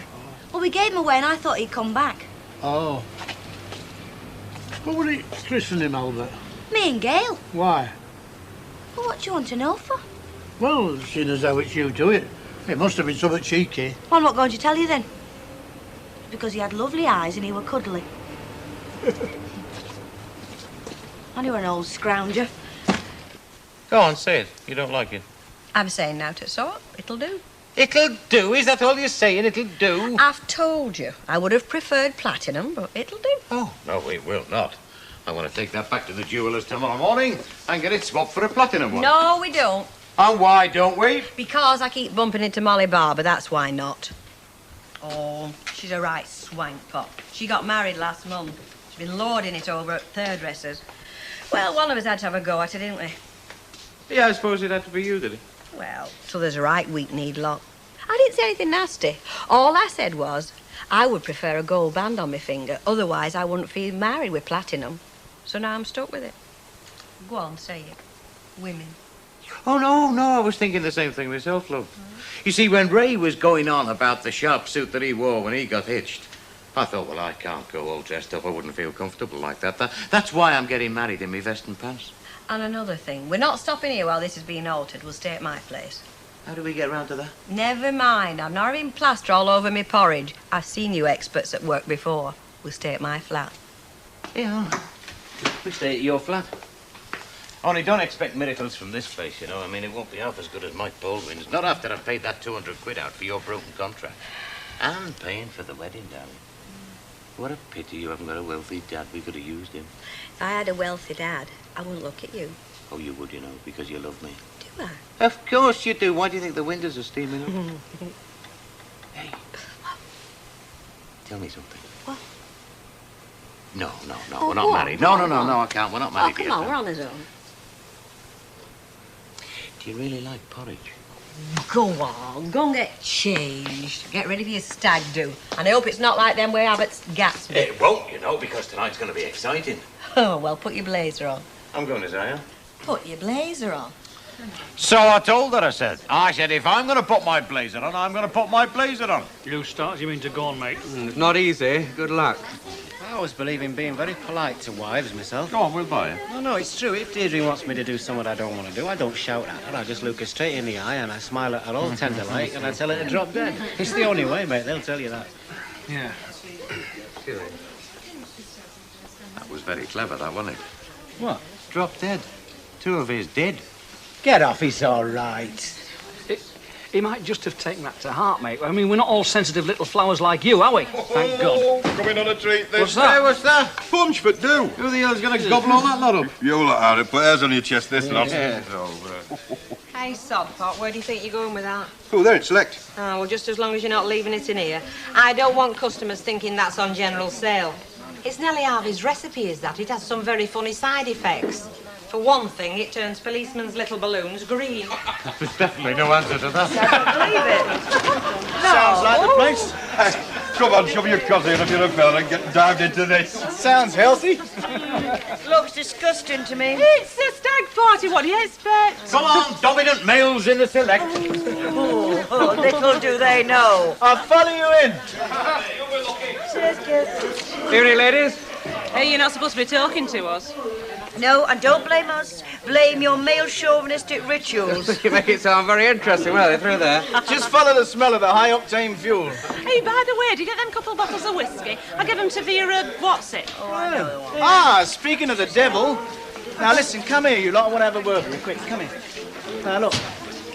Don't let on you've been invited, all right? Just make it a nice surprise for the lads, OK? Oh, I'm very good at surprises. You surprised me. There you are, you see. I've started. Hey, we're staying in here. Now we've probably got a lens. Can you imagine having a good time with any Walker hanging around? Not I said a good time, I can't. No. What'd you having? Oh, we're all on gin and dry martini. Fred, 4 gin and dry martinis, please. Hey, is anybody serving in there? I'm free. Right. Yeah, I want to have a word with you, mate. You don't say no to a bit of fun, do you? Not often, no, why? Well, I thought I'd liven the party up a bit. I brought some of the girls along. There you go. Great thinking. Who's the one in the green climbing gear? I'll tell you later. Too many ears wagging. Behind me. Let's wheel them in, all right? Right, mate. Oh, Fred. Hey, how's Rita been then? Oh, I think she's stopping in tonight, look. Oh, you think right. Deirdre can't get out with the kid, but she did say if I saw you that just to suggest you might want to drop in on Rita, seeing as how she's on her todd, you know? Oh, that's not a bad idea. She was ready for her knees up last time I saw her. So did I, come to think of it. Look, that is not a bad idea. I'll try and prize Bet out from behind the bar and we'll pick up Mavis on the way, eh? Oh, yeah, and I'll come and all, seeing as I brought me present. Oh, I knew there was a catch in it somewhere. Who is it? It's Mavis about the papers. Come in, it's a shop. Surprise! Well, I'm glad at least one of us is dressed proper. Rotten lot.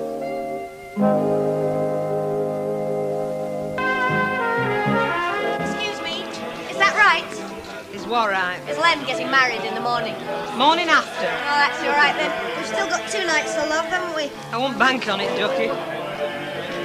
She's right frosty face, that one. She had a nosebud had a joint, hasn't she? She's lost Len Fairclough, she's lost Mike Baldwin, she's the best fella loser in the business, that one. Yeah, I don't do so bad myself. Hello, Fred. Hello there, you having a nice time? Hey, you know me, Fred. I hate women. I'd ask you for all of them, but it's not my show, is it? No, it ain't, is it? Oh, let's go down at Flying Horse and blow her.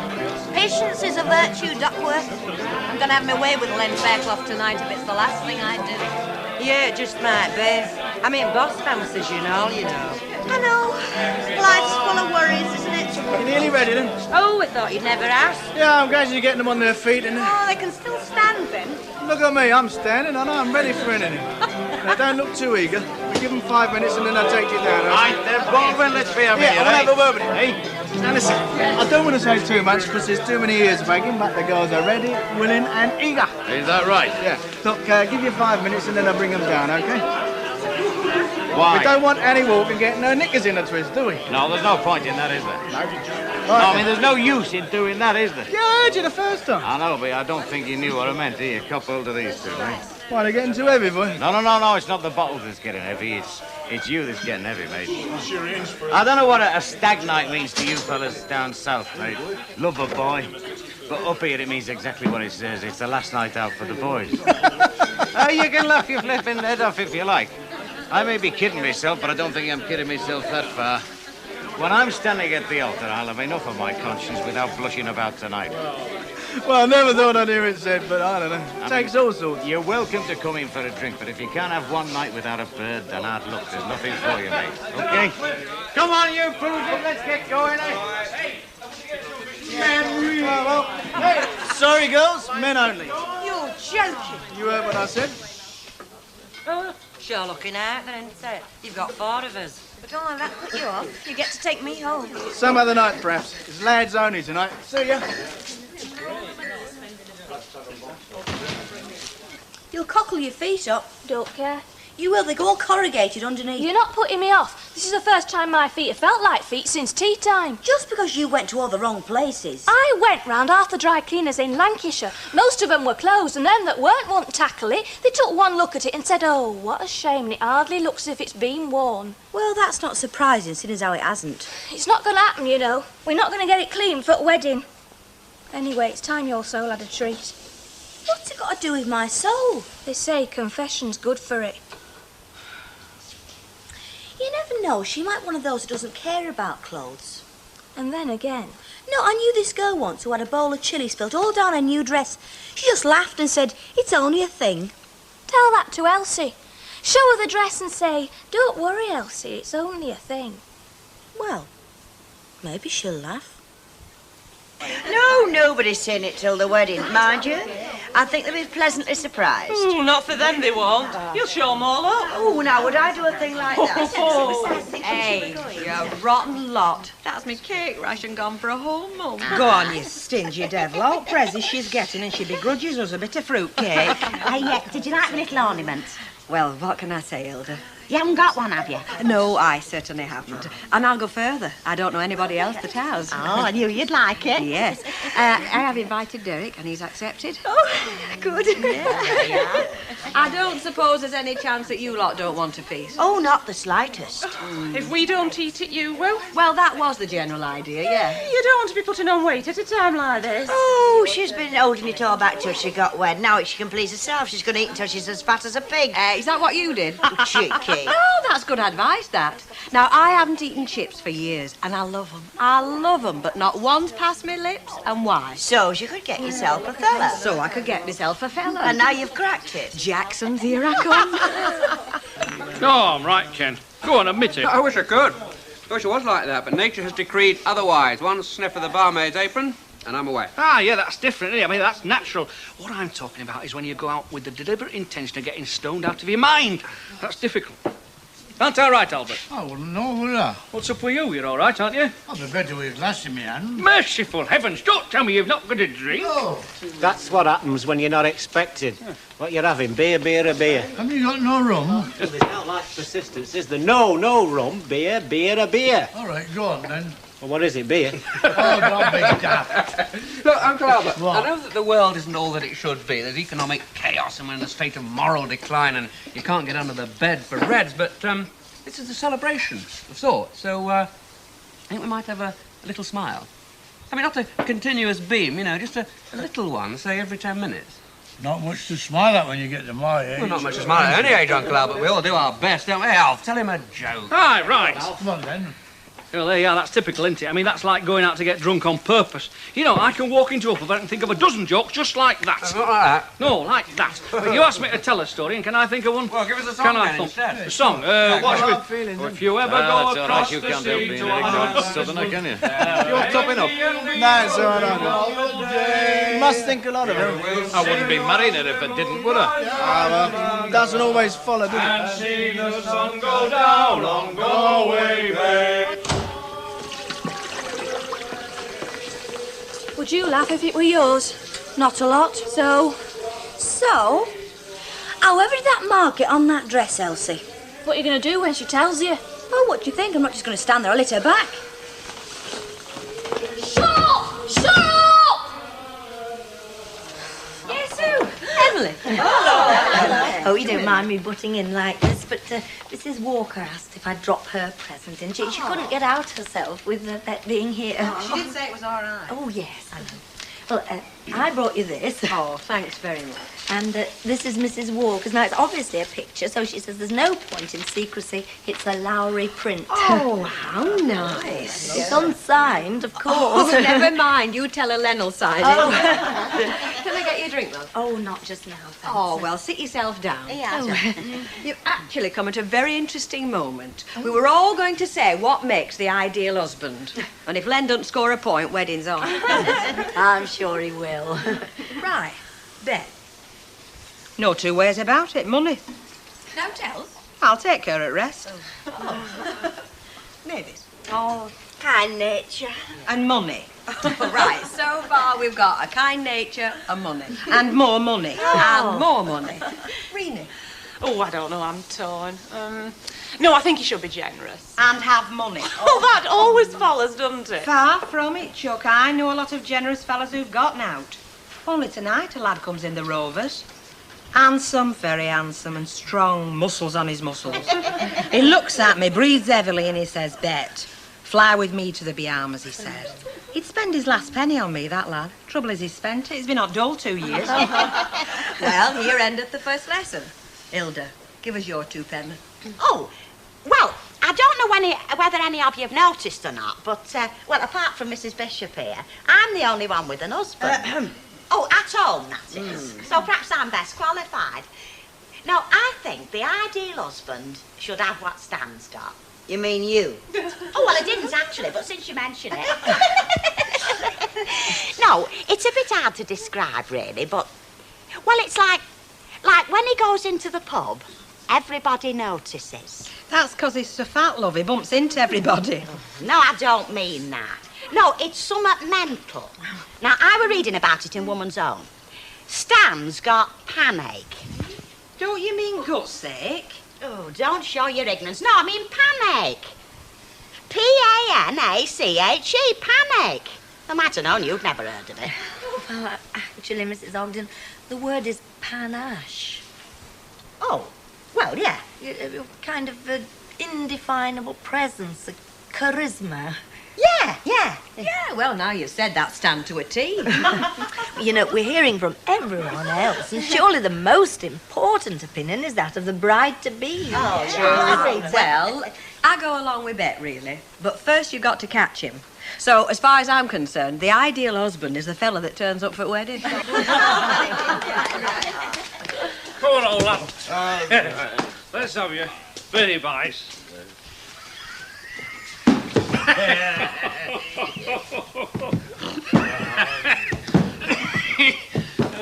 Have they all gone home? Oh, aye, they've gone. There was only thee and me. Hey, steady the buffs. I'm getting married in the morning after. I'm getting...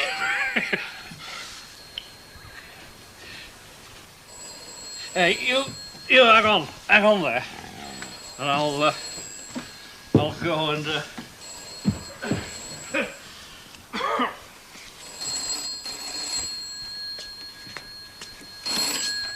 Hello? Alf? Alf, how's it going? Great. Oh, good. Well, let me speak to that fella of mine. Hey? Oh, Len. Hang on, I'll get him for you. Len! Rita, love of my life, I'm coming!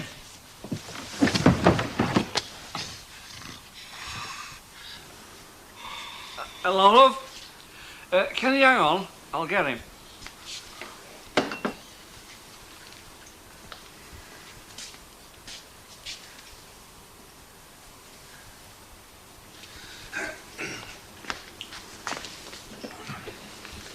Hello, love. Are you still there? Yeah. Well, he's flat out, but he sends his love and he says he will see you in the morning. Yeah, well, he is flat out, but he's talking. Yeah. He'll see you tomorrow.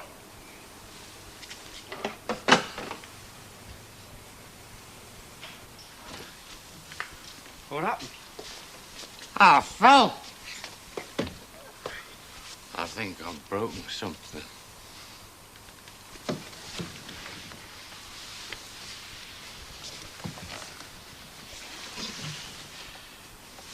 You're getting married the morning after tomorrow, and you've broken something. Yeah. You daft devil.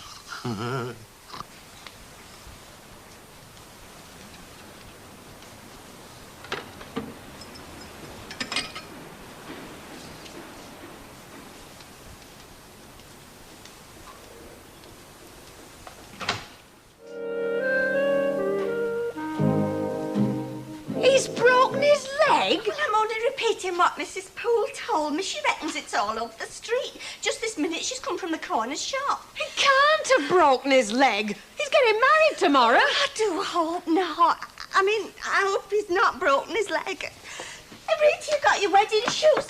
Oh, you'll need a coat, Rita. Oh, dear. Rita! You don't want to mess with it. You want to get yourself to the doctor. That's all right. Well, what harm will it do? It'll be all right, I tell you. Who the hell's that? How do? Is it true? Have you? Have a what? Broken it. Broken your leg. Well, does it look as if I've flipping broken it? No, I've just sprained it a bit, that's all. Oh, thank God for that. Well, thank you very much. I'll sprain the other one for you if you like. Well, how did you do it? Why didn't you let me know? Well, I didn't want you fretting, did I? And as for how I did it, it's all your fault, really. Come on, let's see if you can walk. My fault? Yeah, ask Alf. Yeah, well, when you phoned last night, he tried to get down to the telephone. Too drunk to notice a load of stairs, I suppose. Rubbish! Well, I was a bit under the weather. Well, it was my bachelor night last night, wasn't it? Have you seen a doctor? No. That's what I've been telling him to do. It's all right. Doctor! You can catch his morning surgery. Alf can run you in car. That is if he's sobered up yet. Well, of course I have. Right, come on. I mean it. I want you in church tomorrow, lover boy, not in hospital. So come on. Fell downstairs. Still, I suppose you were unlucky. Drunks don't usually hurt themselves. Matches her hair, doesn't it, a temper? Aye. Get my jacket, will you, mate? Yeah. Oh, it's had a curse on it from the start of that wedding. It were ordinated, it should never happen. Do give it a rest, Mrs. Ogden. Len simply has a sprained ankle. Yeah, shut up, Hilda. It's summat and nought. Oh, it's all very well you talking. I had an auntie once sprained her ankle. Never thought nought about it, neglected it. In 6 weeks, her leg had to come off. Oh, Hilda. Now, if you don't shut up, I'll screw your scruggy neck right round, and I'm not kidding. Oh, are you and who's arm me? No, listen, Go on, Hilda, Hilda, you belter, I'll hold your mac. Mrs. Ogden, Mrs. Howard, not another word on the subject, please. Well, here's something that can set the record straight. How is Len, love?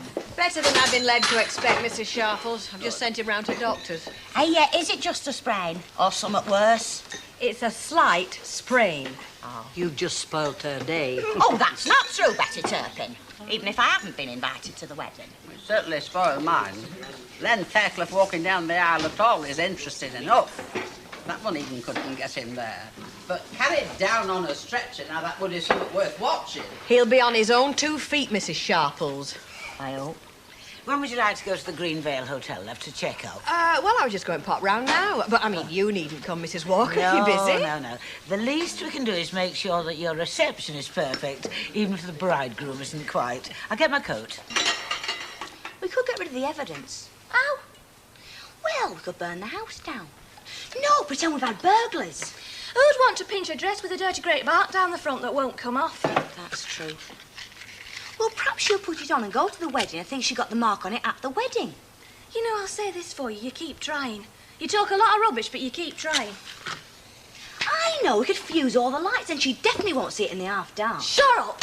Sometime within the next 24 hours, you and me are for the chop. That is a fact. You know, I think you could be right. And it's not like you to look on the black side. Well, somebody's got to keep the country going. We're not all getting wed tomorrow. Well, I'd be half expecting you putting the bands up again, Elsie Tanner. In a funny mood today, Mrs. Sharples. Oh, weddings have that effect on me. Always over there does the same. I'm still married, Mrs. Sharples, in case you'd forgotten. He's a husband in name only, is it? And well, you know it. It's just about as much use as a chocolate teapot. Yes, Mrs. Sharples.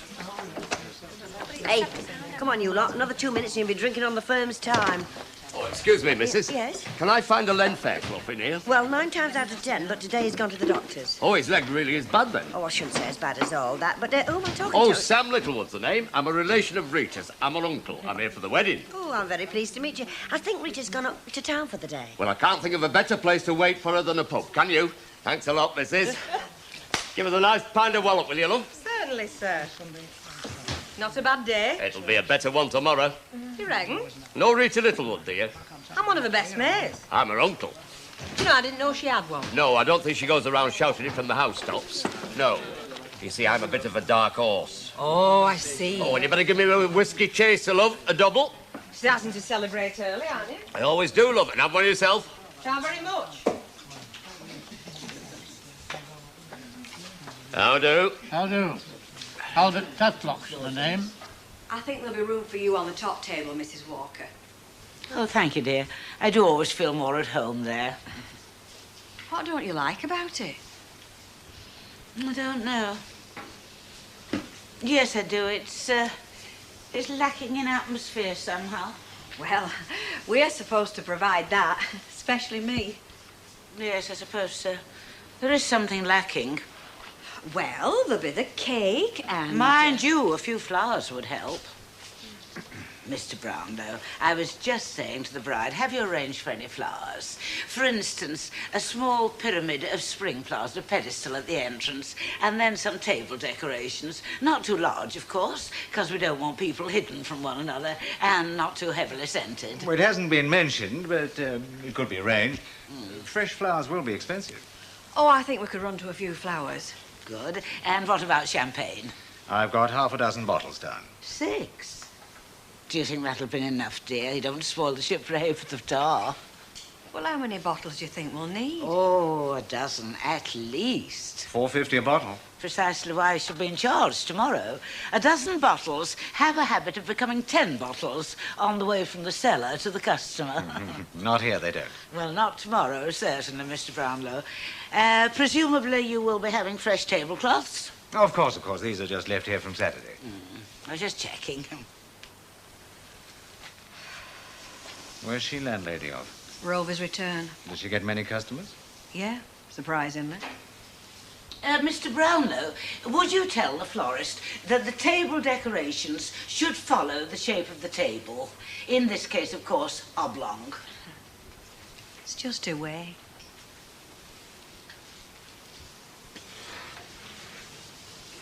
Come in. Is something wrong, Mrs. Poole? Hey, look, isn't this nighty gorgeous? It's so flimsy. Yes, it is, rather. Oh, Derek. I was just, this isn't mine. It's Rita's for tomorrow. Well, not for tomorrow exactly, but for tomorrow night. I didn't expect you so soon. No, well, I had an excuse to come over to Manchester, on business, you know. Yeah. So I thought, why not? Why not? Did Mrs. Poole tell you to come up? Yes. You don't mind? Oh, no. No, not at all. It's, she's just helping us out, you know, with Rita being so busy, like, because of the wedding. Nice of Rita to ask me to be a groomsman. Yes. Fancy her and Mr. Fairclough getting married, eh? At last. At last. I'll just... Oh, let me... Oh, thank you. Thank you. Oh, just over there. Thank you. Oh, I bought them a present. It's in the car. I hope it's suitable. Why, what is it? It's a pedal bin. Oh, well, that's very original. Yes, I thought so. Stainless steel. Very nice. Would you like a cup of tea? Yeah, please. I could kill a cup of tea. So could I. Fancy Rita and Mr. Fairclough getting married. Fancy. No, I can't grumble. I've got a few bob put by. I don't go much short. And what do you do for a living, then? I used to be a wheelwright before I went into the scrap business. Oh, I've worked all over the place. Canada, Russia, South America. You know, I helped to come to South America in 1932 with Joe Hargreaves. My God, my life would have been different if I'd, I can tell you. You know, you're always saying that, Albert. Why didn't you go? Because I was nearly sure at first prize with me carrots that year, weren't I? You know, at the Allotment Society show. Nearly sure. Well, they got club route. I never got round to showing them. By heck, you've had it hard, haven't you, Albert? You're telling me. Well, who's for another drink, then? Come on, I've seen teetotalers sup more. Right, well, fill me up for a start. And me. Hey, shouldn't you be cleaning windows, Stan? I can't desert a pal on the brink of marriage. Unthinkable. I don't know why I didn't ask me to the wedding. I couldn't invite everybody, could I, Stanley? No, I know, but don't tell how little I've been supping with you. Yeah, have a drink with you, Sam. Thank you very much. Say that again, Al. Why? He can't. He's away again. He's only been sober 2 hours in the last 24. Look, I am doing the drinking for 2. I mean, it's part of the best man's duties. Come on, Len, you have a drink. I mean, one won't kill you. No. All right, just a little one. Hey, I said a little one. Sup up and shut up. Cheers. Hooray. Blood and sap. Hello, darling. How did it go, then? All right. Hey, hello, Uncle Sam. When did you get here? Hello, Rita, love. About an hour ago, if that. Is that right, Len? That's right, Hey, well, you made short work at Bottle. Play mouth. Aye, you'll make a lovely... Well, I'll have a word with you later. Right. What did Doctor say? Well? It's bad news, I'm afraid. Eh? I've got to go to bed and stay there for a week. Oh, yeah. Do you know I nearly fell for that yarn then? My fatal charm, darling. It's your eyes. They never move when you're telling lies. I'll have to watch that. Are you having a drink, Rita, love? Come on, Rita, have one. Yeah, have a drink, love. It'll do you. It's made me Right, feel I could better. do with one after what I've been through, but you and her having one. Here's to the lovely bride. To the lovely It'll bride. be lovely. I believe that when it happens. It'll happen.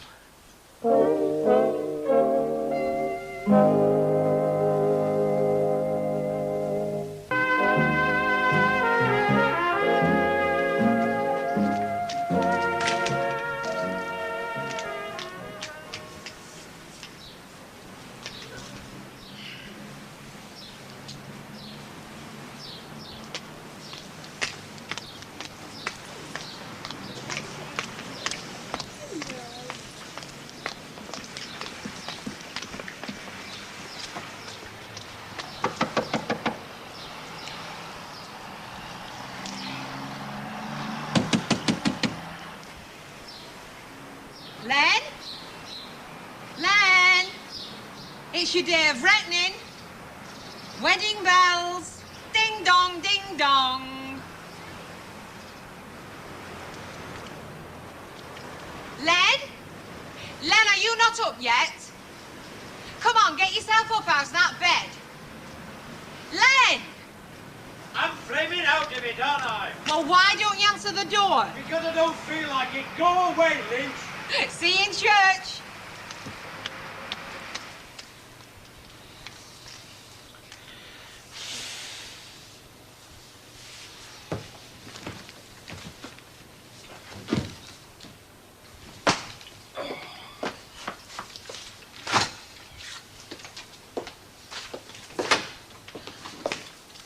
Oh, Alf. Alf! Wake up, mate. Wake up. It's turned 10 o'clock. Alf, Alf, wake up, wake up. It's turned 10 on your feet. All right, I'm up there.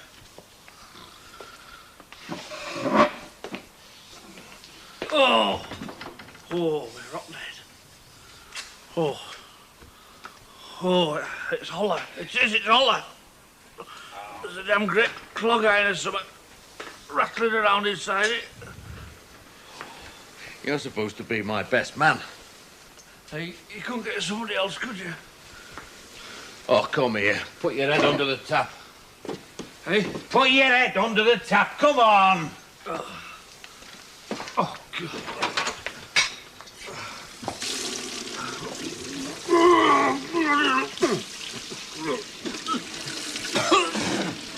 Oh.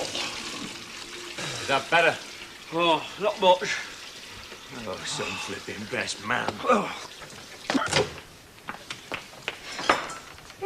Well, what do you think? Oh, Rita, it's lovely, really. Yeah, I'm quite pleased with it. Good hairdresser, John Green. Made me feel a bit happier. Oh, well, I'm glad about that. We haven't seen much sign of the radiant bride so far.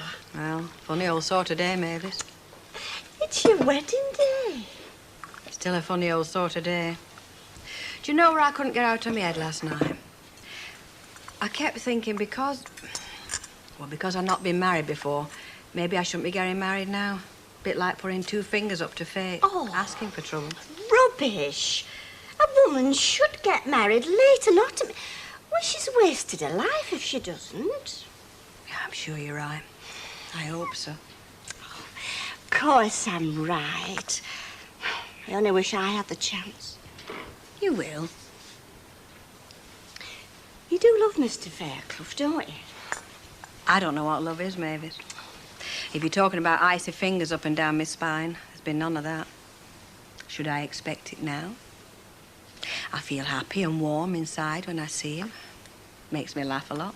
Infuriates me sometimes. I like him touching me. I like touching him. Oh, it sounds like love to me. Yeah. Right.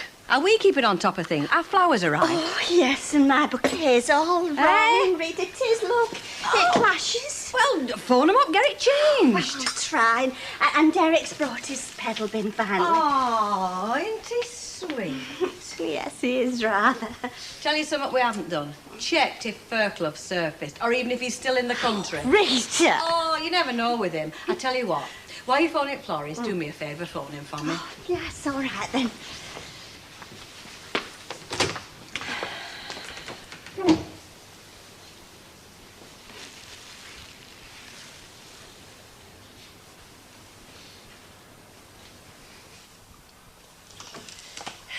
You know, I'm not so sure about this outfit. In your honest opinion, do you think it suits me? You don't, do you? It's great. Great. Oh, thank you for the vote of confidence. You know, I think I'll wear my beige. It's not exactly new. In fact, it isn't even faintly new, but at least I feel comfortable in Oh, it. well, that's the important thing. Oh, definitely. Oh, come on, give us your honest opinion. It's great. Oh, come on now, tell the truth. You know, I'd rather you told me I looked a mess now than have them muttering and muttering at me in church behind me back. You see, what I think... What the... There's a mark on it. There's a flaming great dirty big mark on... That wasn't there last night, I'm sure of it. What do you two know about this? What's that, Elsie? Mark? What mark? This flaming great mark. You do know something, don't you? Don't you? Yes. All right. All right, what happened? Well, you see, it wasn't us. It was Albert. Albert? Yeah, Albert, that dog. Now, look. This dress has been hanging up behind my wardrobe door for over a week. Would you mind telling me how Albert managed to jump 4 feet in the air and make a dirty great mark right through a cellophane bag? Ah. Well, You've been wearing it, haven't you? You've been parading around this house in my new dress, haven't you? Yeah. Which one of you? Me. I might have guessed it. All right, come on. What happened? Well, he jumped up at me and his paws were... Well, they were greasy. So it won't come out? He dried everything, Elsie, everything. That's it. No dress, no wedding. Well, I thought you didn't like the dress anyway. Well, I was only saying it, wasn't I? Couldn't you nip out and buy another? Oh, sure. I keep 30 quid tucked behind my ear for any such eventuality. I could kill you. Do you know that? I could kill the pair of you. You knew it was my dress. You had no right to touch it. You knew it was for something special. Sorry, Elsie. Well, why didn't you tell me about it before this? Scared? Scared? I wonder. You're a couple of monkeys, both of you. And I'm beginning to think I'm not right in the head, keeping you both under the same roof. Well, aren't you going to the wedding? How the flaming hell do I know?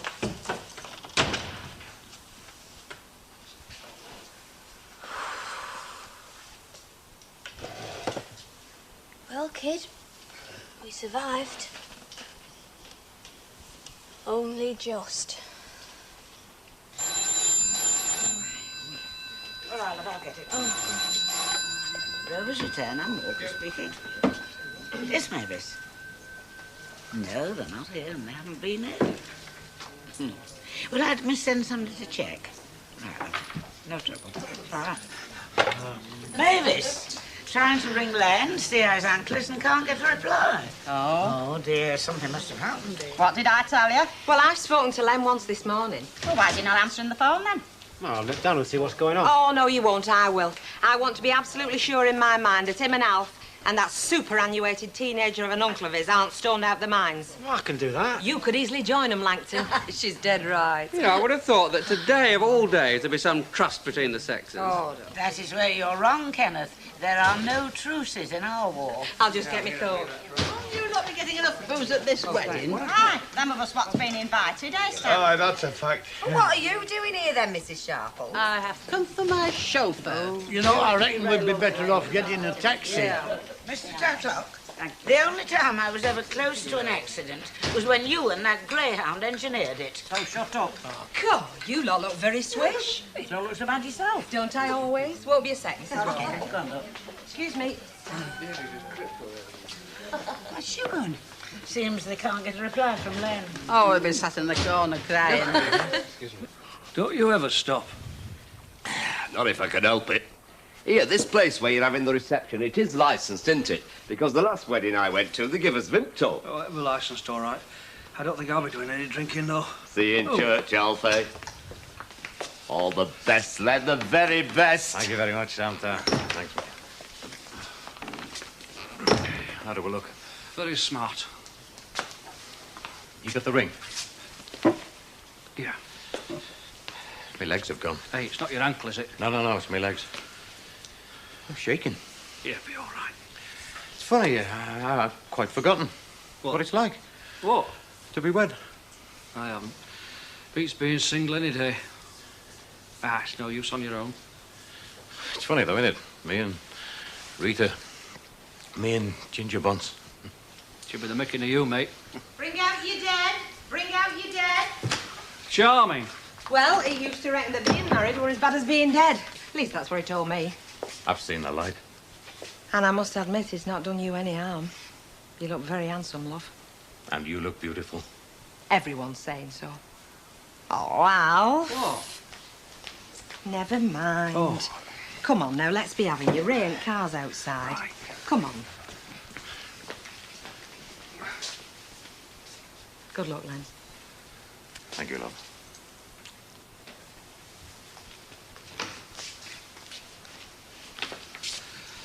Right? Right. You got the ring? No. Hey! Oh, your taxi's here. Oh, thank you. I think we're ready. Well, I am.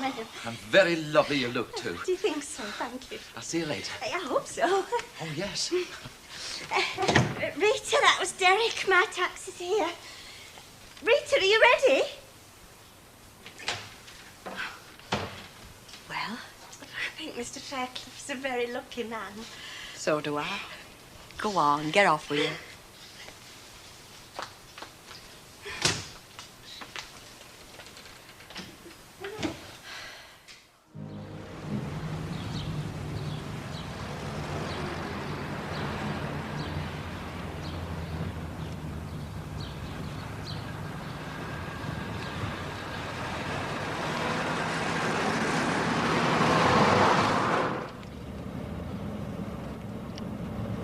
All right, love. Fine. You look lovely, Rita. I wish I were Len Fairclough. Hello. They'll be going back. All right.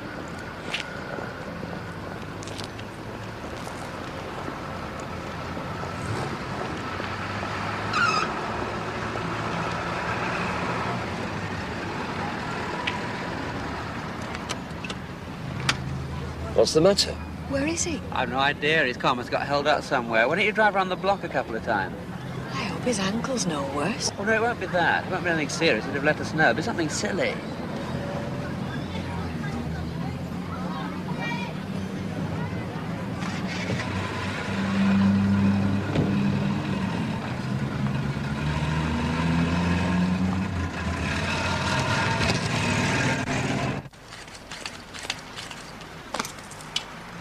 Sorry about this, lads.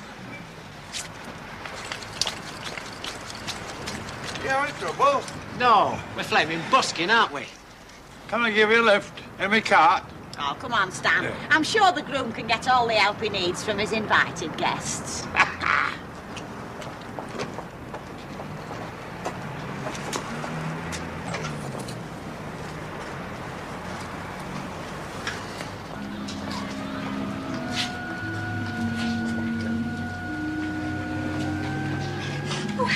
Whatever can have happened to him? Yeah, well, don't panic. That's the thing.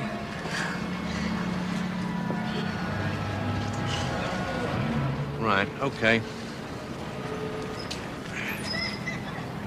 Right, big smile now, please. Thank you.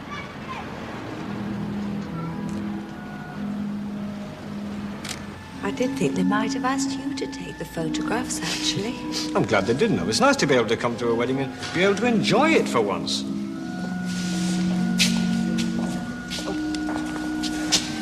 Oh, come on, hot chop. Hot chop.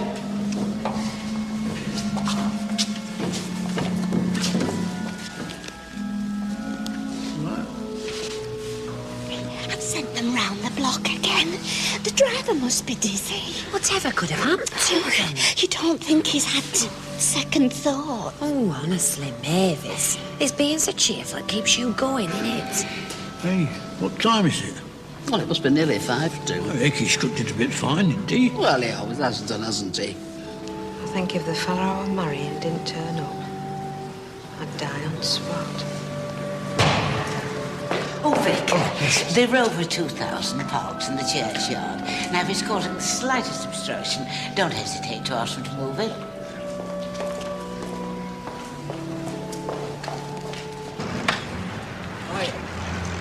Hey! Are we...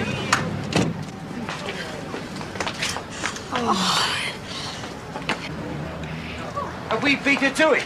She's riding round and round the flipping block. You think we gone to Bolivia or what? Where have you been? Well, would you believe a soft type? Get in that church. I'm going, Aunt. I'll come with you.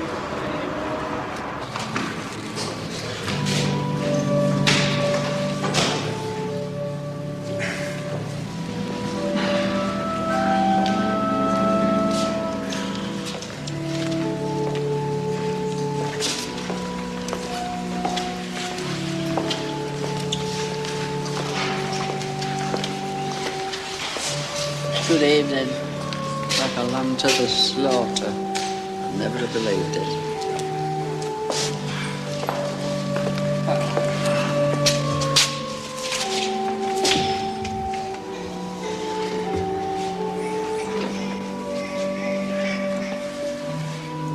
You got it? I've got the flipping ring in my hand. Don't drop it.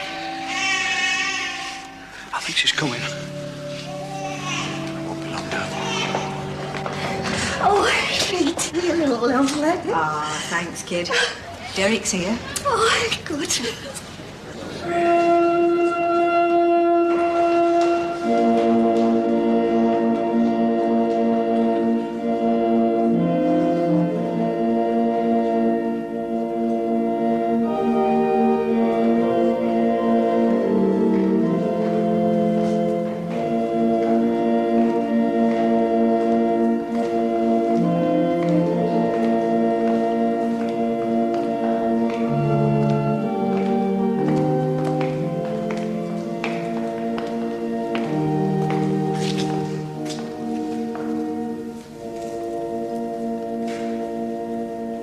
Dearly beloved, we are gathered together here in the sight of God and in the face of this congregation to join together this man and this woman in holy matrimony, which is an honorable estate instituted of God in the time of man's innocence.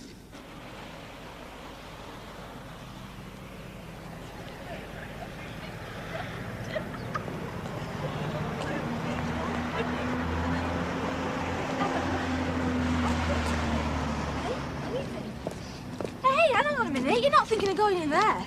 Well, if we're going to see the wedding, we're going to have to, aren't we? As I haven't got X-ray eyes. Oh, and I haven't brought my specs for seeing round corners with me. Come on. We're not invited.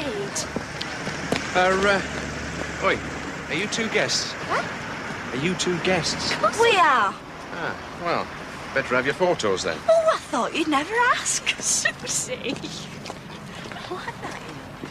Leonard, wilt thou have this woman to thy wedded wife, to live together after God's ordinance in the holy estate of matrimony? Wilt thou love her, comfort her, honour and keep her in sickness and in health, and forsaking all other, keep thee only unto her so long as ye both shall live? I will. Rita, wilt thou have this man to thy wedded husband, to live together after God's ordinance in the holy estate of matrimony? Wilt thou serve him, love, honour and keep him in sickness and in health, and forsaking all other, keep thee only unto him so long as ye both shall live? I will. Who giveth this woman to be married to this man? I do.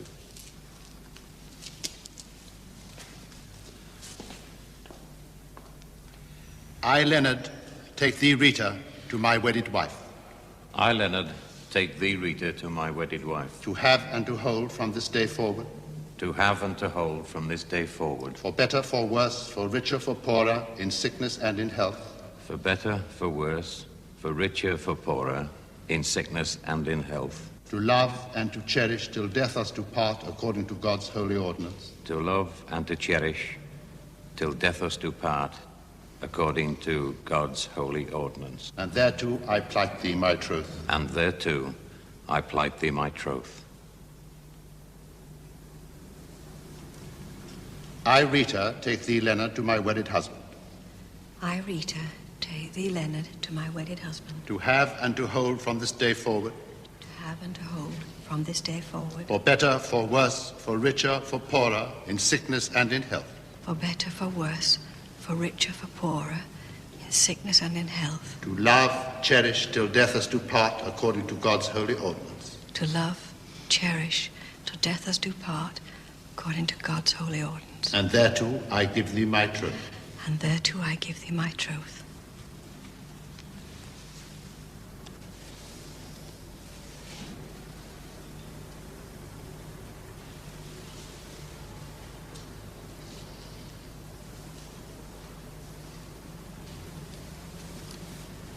With this ring I thee wed. With this ring I thee wed. With my body I thee worship. With my body I thee worship. And with all my worldly goods I thee endow. And with all my worldly goods I thee endow. Right, now just look towards me. That's it, that's Come on, great. we're No, gonna look, miss it. Oh, just I was beginning to enjoy myself as well. Can I have your names, please? Miss Caroline Kennedy and friend. Come on. I now pronounce you man and wife together. In the name of the Father, and of the Son, and of the Holy Ghost. Amen. God the Father, God the Son, and God the Holy Ghost, bless, preserve, and keep. The Lord mercifully, with his favor, look upon you, and so fill you with all spiritual benediction and grace, that ye may live together in this life, that in the world to come ye may have life everlasting. Amen.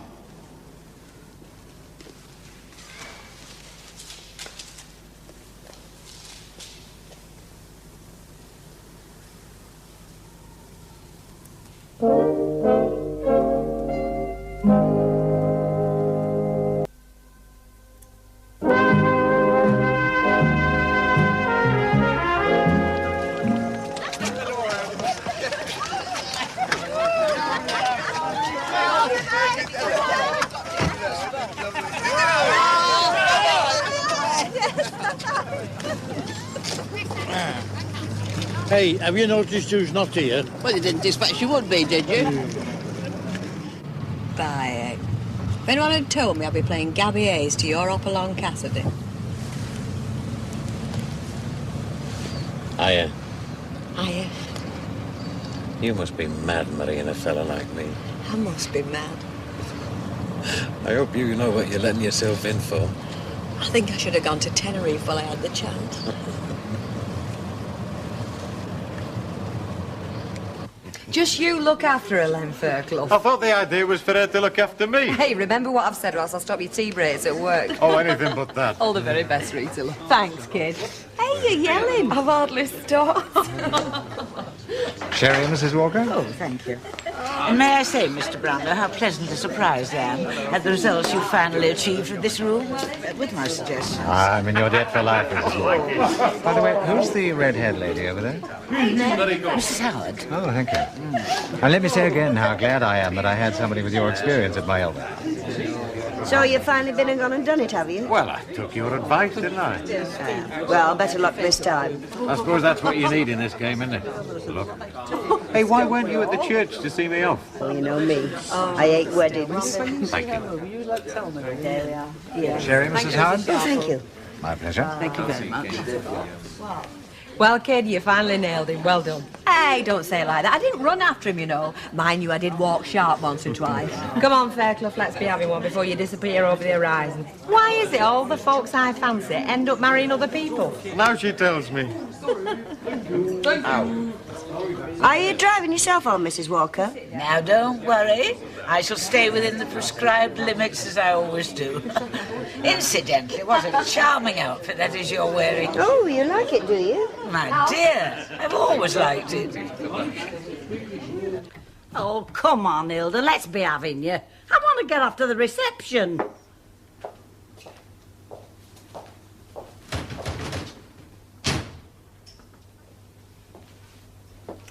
Thank you. I'll give it 6 months. What makes you say that? Well, the omens are all there, aren't they? What omens? Well, I mean, there was him falling down the stairs for a start. Now, if that wasn't spiritual innovation, I don't know what was. Hilda, the only spirits involved was a bottle and a half of our best Scotch whisky. Oh, then there was the other heavenly hint, wasn't there? Which? Well, that flat tire this morning. Them things don't just happen, you know. They're intended. Bunkum. Oh, you can snide and sneer, but you'll see. No, that little affair's been off and on again too often for my liking. Didn't take me that long to get Stan here to marry me, I can tell you. Yeah. Don't you sometimes feel that you should have given it a little more thought, Hilda? You know that champagne's supposed to be for the toasts, Albert Tatlock. You know, the trouble with English dudes is you never get an eyeful. Now, in France, they give you a proper glass. I bet you know. Look, I've seen many a bottle of this stuff off it first. I remember just before Mons... Aye, there was you and this mademoiselle from Armentiers, wasn't there, Albert? All alone in the moonlit chateau. And that was the night when she made you realise just what it was you was fighting for. I know what we were fighting for, and don't you forget it. When I look at the likes of you, I wonder why we bothered. Oh, aye. Now, ladies and gentlemen, if I could have a bit of hush for a few minutes. Now, as you all know, this lad had the job today of giving this lovely lass away. Now, I've known Rita since she was knee-high to a Liberty ball. And I'll tell you something. I don't know what it costs to get wed these days, but whatever it was, Len, what you're getting from this lovely lady, it's cheap at twice the price. I didn't know you were cheap. Hey, I'll kick your sore ankle in a minute. Anyway, I believe the best speakers are like the best vicars. Those who get up, hurry up, and then shut up. Yeah. And that's what I'm going to do. So, ladies and gentlemen, can I ask you all to be upstanding and join me in a toast to the happy couple? God bless you. God bless you. Close speech.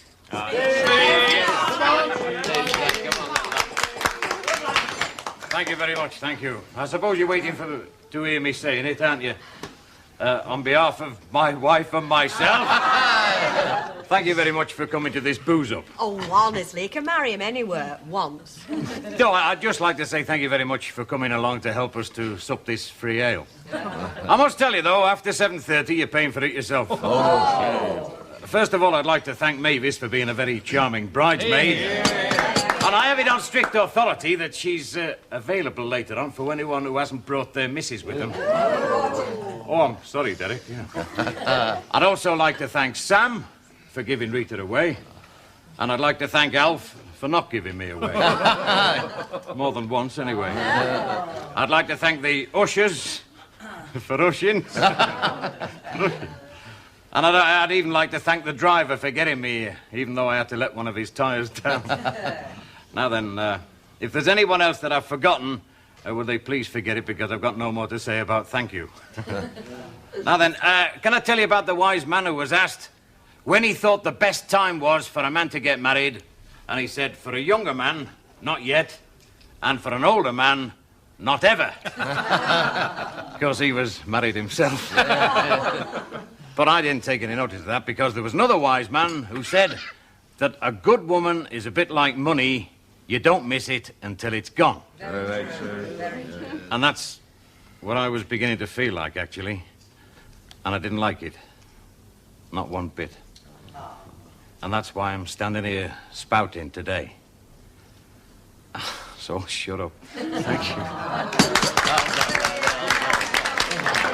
And now, ladies and gentlemen, I'd like to call on Alf Roberts, please, to read the telegram. Well, here's one you like for a start. Now, listen.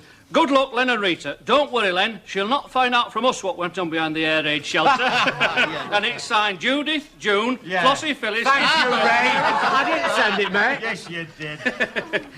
Best wishes to Len and Rita for a long and happy life from Councillor Mrs. Joe Higgins. I've got to see a man about the tug, haven't I? Best wishes on your wedding, Keithy and Junie, Jonathan and Sarah. Nice card. And there's one for... Now, there's no name on this one, but it's a very nice verse. Mr. Brownlow. That's me. Oh, I need a few things. Oh, yes? Yeah, and a bit of string to go with them. I don't suppose you'd better, Dan? I don't suppose I better have that. I better stand in for you then, eh? Hey, no funny ideas. You're a bit late, mate. Good thinking, my Dan.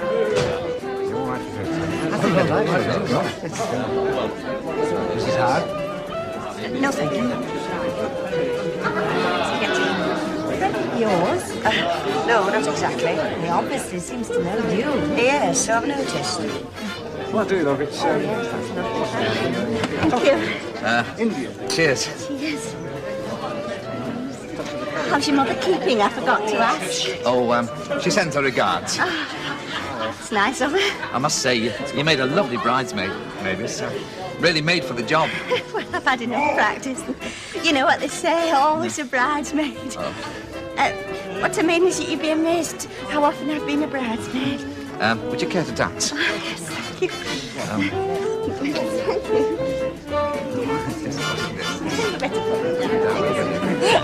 Oh, I can see you've done a bit of this before, you have, haven't you, eh? What? You should see my pally gliding me blue tango to make George Raff weep. I'll have to get you over to Blackburn for a night out, eh? You're not backward at coming forward, are you, Sam? When you get to my age, you can't afford to be, eh? Where have you been all this time? I told you I had to see a man about a dog. About half an hour since. Well, it took a bit longer than what I thought. I'm taking you for a walk.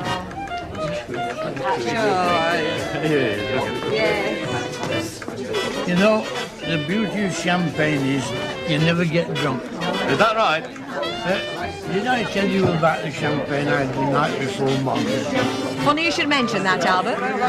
I've been meaning to ask you for years about that bottle of champagne you had the night before Mum. You're pulling my leg, aren't you? Would I do that to you? I believe you would. Restful, though, isn't it? When it's so quiet. Good do, is it, the Greenville? Oh, Stanley, I can't begin to tell you. There's all sorts going. Ale, brandy, short, champagne. Oh, very overestimated champagne, I've always thought. Fills you full of wind. I'll say this for Len, when he pushes the boat out, he certainly gives it a good show. I wish he'd get married more often. I'll have another light ale, please. Another? That's what I said.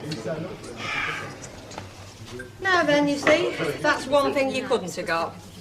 If you'd have been there, you'd have had to make do with brandy or gin or something. Then there's the other thing, isn't there? What other thing? Well, I mean, the old thing itself. Him getting off with her and her getting off with him. Half an hour, be like Peyton Place down there. Mind you, I'll say this to Hilda. There are a lot of folk who'd probably rate you two as a couple of mugs, giving all that up on a point of principle, just because you weren't invited to the formalities. But me, I admire you for it. Of course, you know what the game is, don't you, Stan? They never wanted us at that do in the first place. That's why they did what they did, the way they did. To force us to stand on us pride and not go. Well, that sounds a bit complicated. But that's where they're going to find out they're dead wrong, isn't it, Chuck? Is it? Oh, we'll show them. We're going to be at that do, whether we're wanted or not. I don't mind. He laughs last, who laughs longest. Come on. Right. Where are you two going? As if I didn't know. You know my name, right? Yes? We've been introduced, have we? Ted Brownlow, manager. Oh. Why do you know my name? I'm quiet. Oh. Why? Oh, come on, Mrs. Howard. Good-looking woman like you? I'm sure it must have happened to you before.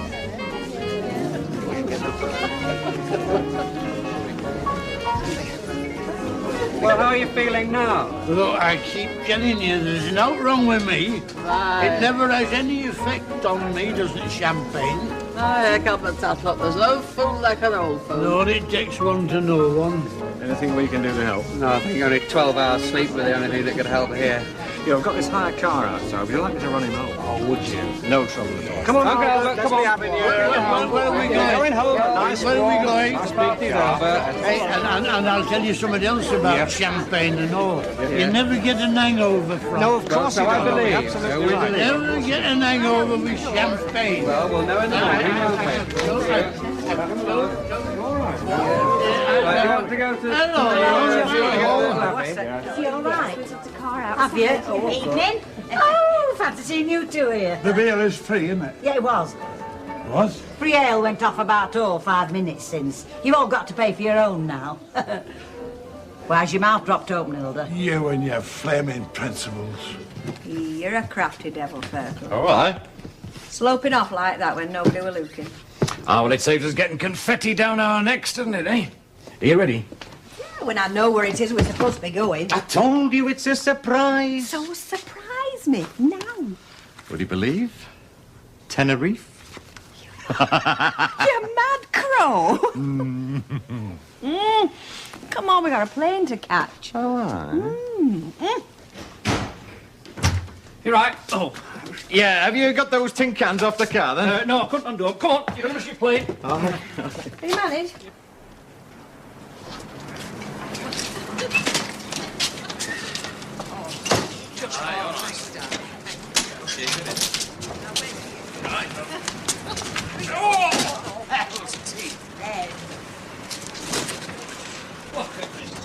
Show your face.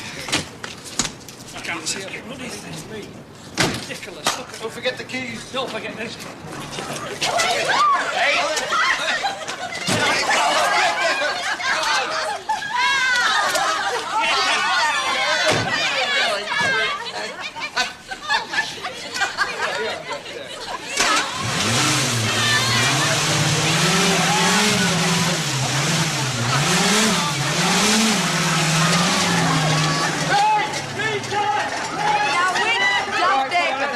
A man about a dog tied them things on, I wonder. What am I supposed to be listening for? I think I can hear Elsie coming down the street. 2 brick walls. You must have bionic ears. No, it's this sixth sense I've got when someone's having bad thoughts about me. You know she'd never forgive us ruining that wedding outfit.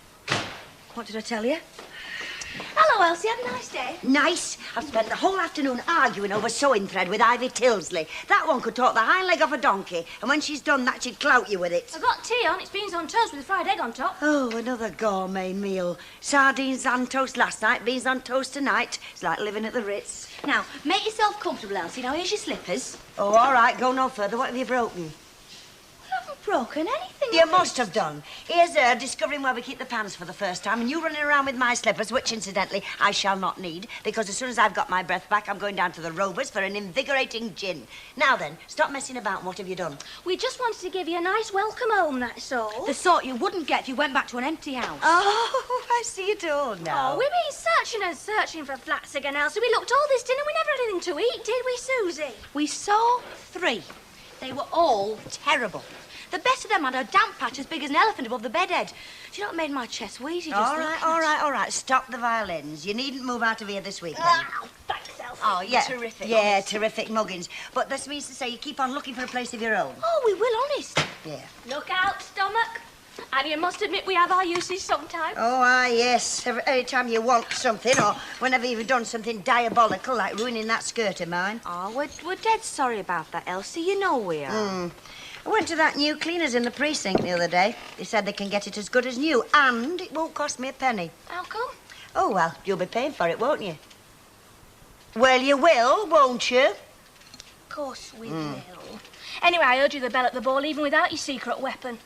Well, of course, Ina Sharples is no competition, is she? Who told you that? Oh, the same person who told us you clicked with the hotel manager where they gave reception. Is it right? I hardly spoke to him. What's his name? Ted Brownlow. What's he like? Is he nice? I told you I hardly spoke to him. You're going to see him again. Well, that's up to him, isn't it? Oh, times have changed, Elsie. You've got to act fast these days. You've got to get in and get a good grip on him. For the last time, I hardly spoke to him. And I thought you were a fast worker, didn't you? So did I. I could leave you two standing if I really tried. It's from Rita. It came this morning. I must say, it does look quite exotic out there. I bet Len Fairclough hasn't sent any picture postcards. Well, men aren't very good at that sort of thing, are they? What's it say? Please excuse the wobbly writing. Pardon? It's just a punchline of an old joke, love. Forget it. No, she says, getting our fill of the 3 S's. Sunshine, sand and I think it's C. The nightlife here is sensational. Oh, do you know, she does it on purpose. Look, wish you were here. Mavis, that's a question mark. She's asking you a question. She's saying, wish you were here? Well, I wish I was somewhere. It's not easy, you know, running this place on your own. You know, I'm sure they had a better selection than this. All I can see is silly romances, spy stories and westerns. We ought to go to the proper library more often, Ernest. And here's one to end them all. It's a spy story and the hero's a cowboy. I don't read books, mate. They're all the same, them fellas, you know. Oh, a good book is the precious lifeblood of a master spirit, Mr. Ogden. Well, they're all pretending, aren't they? All making it up, you know. I like life as it is. like you see in a pub. Well, I'll love you and leave it, and see what Illa's got for my tea, you know. Well, haven't you just eaten a substantial meal, Mr. Ogden? Well, just to carry me on, you know, in case. She's trying to put me on a diet. Not with any great success, by the look of it, Stanley. I look daft then. I keep telling her that, but she won't listen. How much are you, love? Oh, it's 44 pence, please. Right, the price of food's going up, isn't it? Getting soon, a man won't be able to afford to eat. There you are. You can do with those in a bit, mate. Won't do you any harm. Watch it, mate. Put my head down. Thanks very much, Oh, can you find anything you fancy? Oh, no, not really, Mavis. Tumbleweed spy ring was the closest, and it wasn't as close as all that. No, dear. Bye. Bye. Ta-ra. Give us my angling magazine, will you, Mavis? I'll get down to Rovers and do a bit. Are you still keen on fishing, then? Oh, aye. No sport like it, love. Pitching your wits against the fish. I always thought fish was supposed to be stupid. Well, whoever reckoned that weren't a fisherman, Mavis. I'm going this Sunday. Quiet stretch of the river. The old rod and line. Oh, marvellous, marvellous. You know, you promised me that you'd take me with you sometime, Fred. Aye. Well, of course, I don't know if you meant it. Well, I wouldn't have said it if I didn't mean it, Mavis. Well, I'm not doing anything this Sunday. It'd be lovely to go fishing. Oh, come along if you want. My pleasure. Thank you. Ta-ra. Bye. Hello, Lola. Oh, aye. How was my lass then, eh? Oh, don't mind her while she's feeding. She's been cranky all day. What do you mean, cranky? Well, just not her happy little brightest, a bit whingy. Oh, she's got a few teeth coming through. Oh, I don't think so. Not a 3 month. Her gums don't feel hard or anything. No, I think it's just an off day. I heard about a plumbing job going to Bailey's factory today. Biggest job, but I reckon we could do it. I was wondering whether to put in a bid. Well, I suppose we can wait till Fairclough comes back before we do anything. Yeah, best thing. You know? All them little jobs would have to go by the board for a month or two. Yeah, suppose so. Whoa. Do you know, Ray, I've been thinking about Tracy. Don't you think it's about time we had a christening? You what? Well, I'm just saying about the christening. At least she's 3 months now. Are you serious? Of course I am. Well, what's brought this on? You don't really want a christening, do you? Yes, I do. Why not? Why not? Damn sight more to the point to be why. Well, I didn't think you'd be against it, Ray. It's not that I'm against it, it's just that I think you need a pretty good reason to be for it, that's all. It's not really yours. We don't even go to church. We didn't even get married in church. I don't see that's got anything to do with it. I just want to have a christening, that's all. Well, you do know what you've been letting yourself in for, don't you? All that palaver up at the church. Oh, blimey, did you? I wouldn't care if we were church goers, but we're not, so what's the point? Look, people do have their babies christened. It's the thing to do. Oh, so that's why you want it, because other folks do it? That's got nothing to do with it. Yeah, well, you brought it up. Hey, come on, sweetheart. I'm starving. What are we having for us tea? That's typical of you, Langton. Every time you don't want to discuss something, you always fall back on your belly. Fancy coming fishing Sunday, Alf? Wrong time of the year, isn't it? Well, it isn't, it isn't. Of course fishing's out of season. If we stick to the rules. Which I do, and it suits me. Now to prevent a bit of the old trout fishing, though. That's what I'm doing Sunday. Pursuing the old brown trout. Fancy it? I won't mind if it's a nice day. Well, don't start that faint-hearted fair weather fishing, Alf. Might be teeming down. Now, are you coming or not? Oh, all right, there, make a change. Right, you're on. Mavis is coming. Yeah, well, I've just remembered I've got to do the lawn. Oh, no, mate. You said you were coming and it's firm and binding. Look, what do you want me along for? If I do come along, I'm going to be breaking up a lovely twosome. That's what I want you there for, mate. You do it. You go and ask her. Oh, you go. You're better getting rounder than I am. Sounds to me as if you're frightened of her. Frightened of nothing else. Go on. You know she always reckons you're like she was at our age. You are senior lodger, so that makes you like shop It steward. was your idea in the first place. Look, I tell you what, I'll go and ask. You keep your safety belt fastened, cheeky chops. I'll do it. Elsie, you know you're always saying that we should treat your house as our home. Until you get a place of your own. Oh, until we get a place of our own. But does that mean we can occasionally ask the odd friend round? You mean them two lads over there? Oh, I don't see why not. They don't look too bad to me. Oh, they're not. They're not. No trouble, dead quiet. Oh, I think if there were no trouble and dead quiet, you wouldn't be interested in them. All right, you can ask them round, providing you don't go playing hide and seek in the wardrobe, or anywhere else for that matter. Why should we want to hide from Good question. Do you know, I've hardly stopped today and I don't feel as if I've got a thing done. And now I've a pile of nappies at home, and I don't feel like tackling them tonight, I can tell you. Well, you've got a husband. Why don't you ask Ray to help? There's a snag to that. We're not speaking at the moment. Oh, wait, what's up? Well, I just said it were about time we got Tracy christened, and he flew off the handle. He said it were daft because we weren't churchgoers ourselves. I think it's him that's daft, don't we? No comment. Eh? I'm not joining in that one, love. I'll argue about anything else, but not about religion. You can't do, you see. No one you've a shop to run. Well, don't tell me you're on his side. I said no comment about religious matters. It's the first commandment in the shopkeeper's Bible. All right, all right. Right, then, let's get back to basics. Give us a packet of disposable nappies. It should see me through the night. Oh, love, I don't stock 'em. The nearest place I know is McIntyre's in Precinct, and I think they'll be closed now. Oh, heck. That is my evening sorted out. I am tackling a mountain of mucky nappies. Are you all right for washing powder? I stock that. No comment. Hello, Elsie Howard. Oh. Hello, Ted Brownlow. Of course I remember you.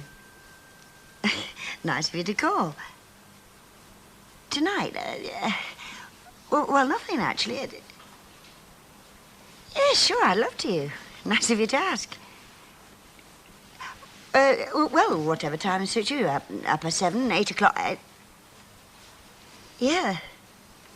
Yeah, fine. I know exactly what you mean. Well, don't expect Buckingham Palace, will you? Right. See you later. Well, fancy that. Oh.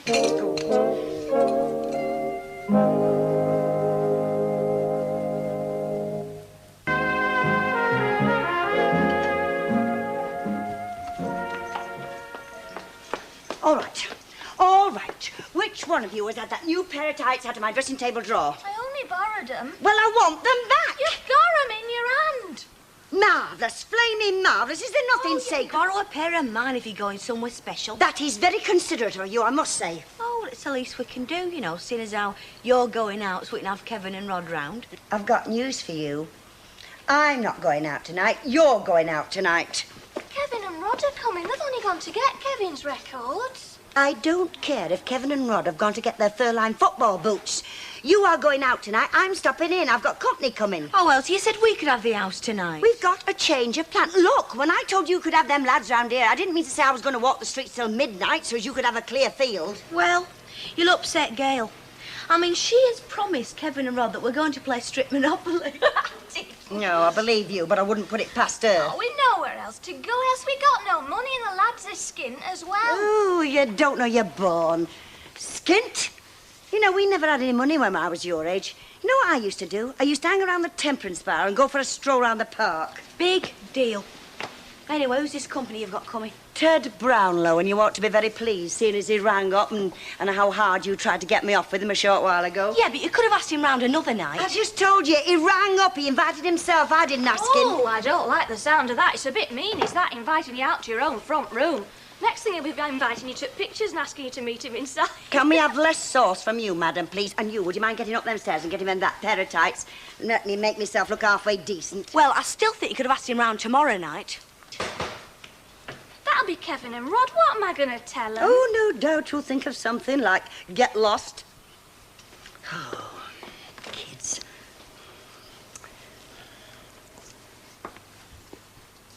It's for you, Elsie.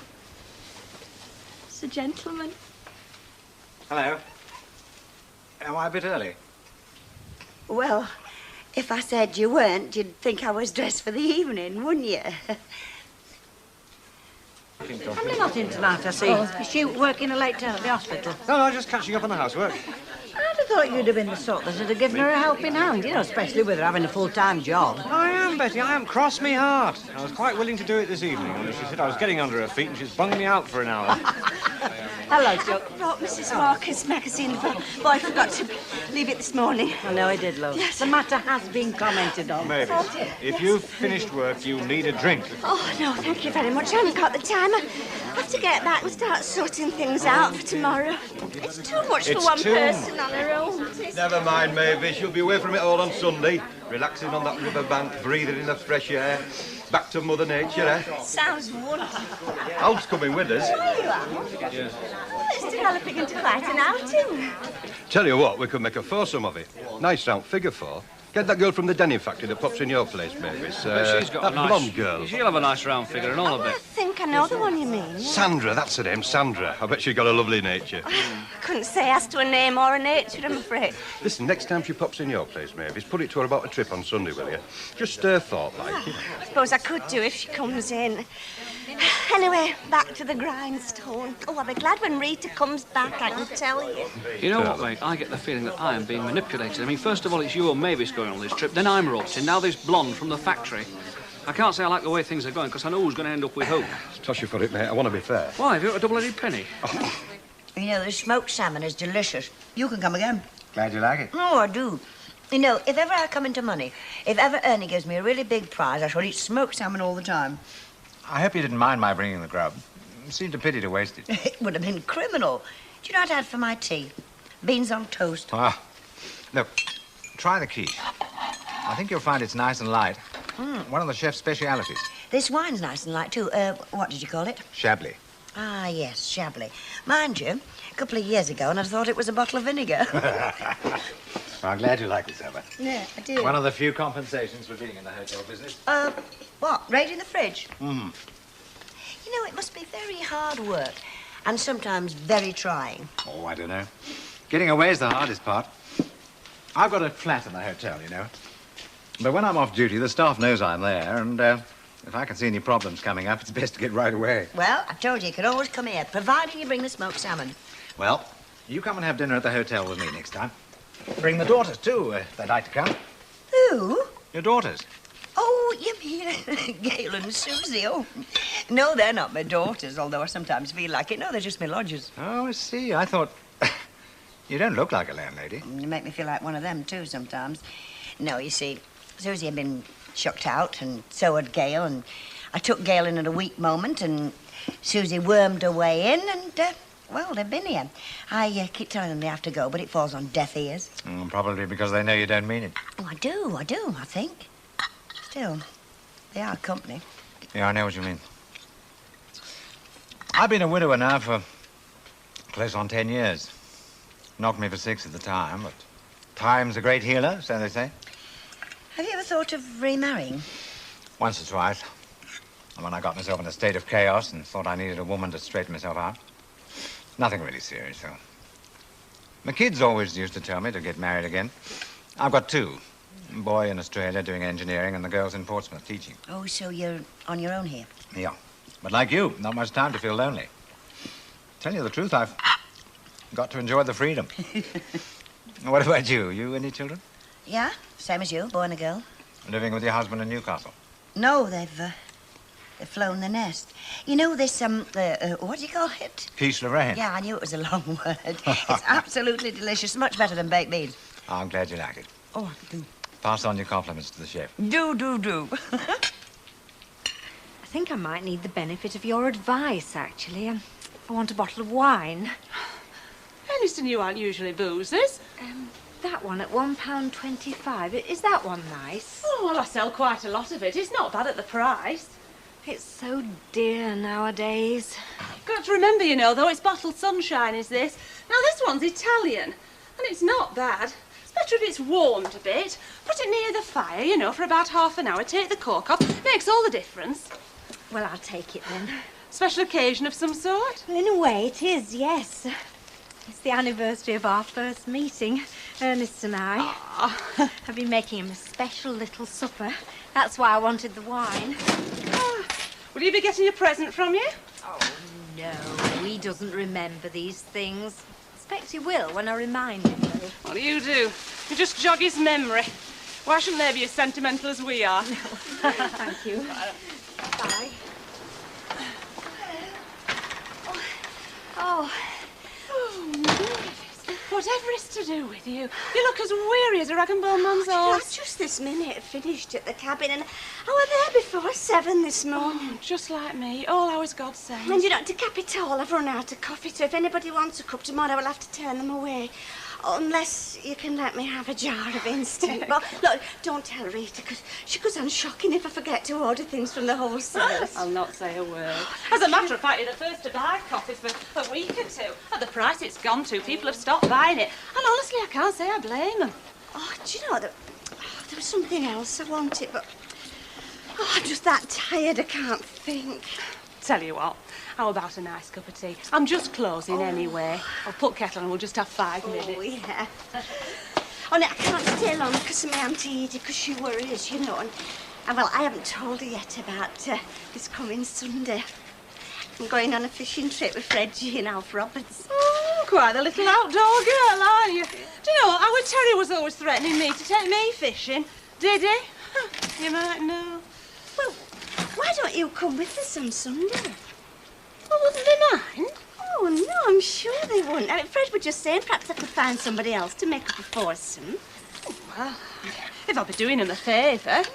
Right, I'll come. Well, I think you're being very unreasonable. Not me that's being unreasonable. Anybody would think there was something wrong with having babies christened? I've got nothing against christenings as such. It's just this particular christening.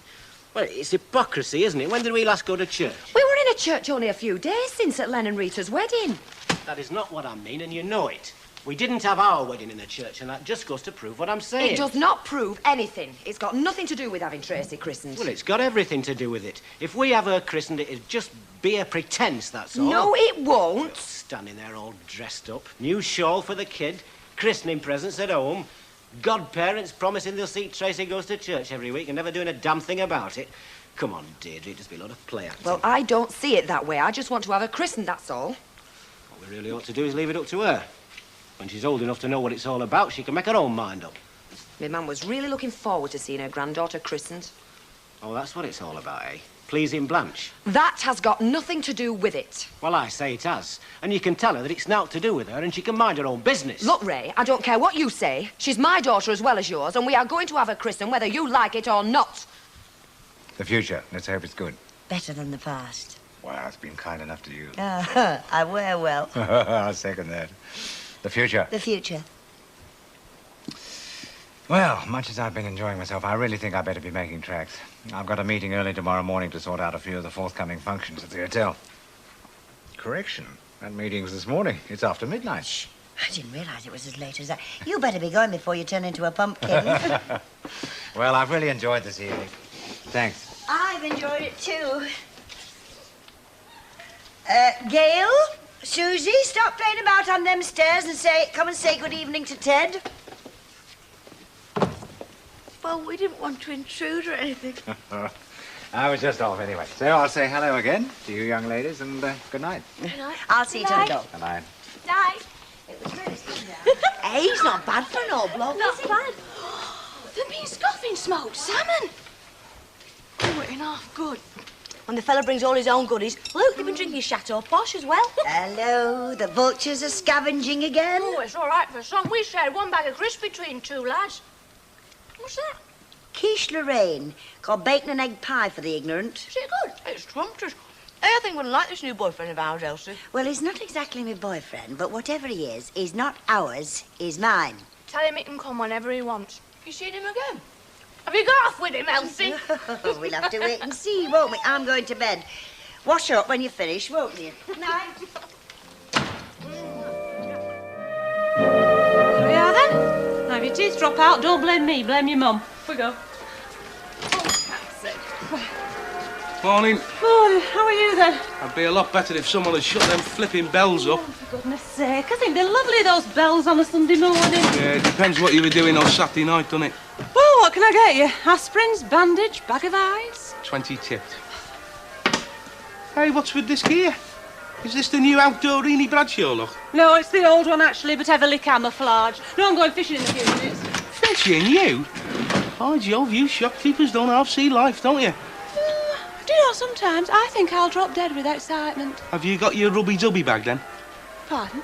Your rubby-dubby bag? Are you being rude? Look, you can't go fishing for anything worth catching without a rubby-dubby bag. I mean, they'll get laughed off the banks. Oh. Morning. Morning. Could I have a tube of those throat pastilles? The ones that make you feel your tongue's on fire, you know? Do you know they make them specially like that to convince you they're doing you good? Oh, I'm convinced. Are you on pulpit duty this morning, then, Anne? You could put it like that, Eddie, yes. Gonna give him a good roasting, are you? Why not come along, Eddie, and find out? No, I don't think I'll bother. You see, the trouble with preaching these days is it's like English football. It's got the dogs. I wouldn't have thought you went to church often enough to have an opinion on the subject. I used to go to church a lot with me, ma'am. Well, I had to. She had me by the ear. Hey, there was this bloke used to come twice a year with a big voice and piercing eyes. Dead spit of Christopher Lee he was.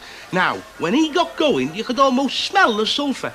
My mum used to call him Air Appointment with Fear. No, if you don't mind me saying so, Ernie, that is where your modern preacher falls down. Not enough fire and brimstone, you think? Exactly. How do you know Ernest hasn't any fire and brimstone? Well, he's a changed man when he gets into a pulpit. You'd be surprised. Bye. Bye. Who's she kidding? They say he's very good. Go on. Hey?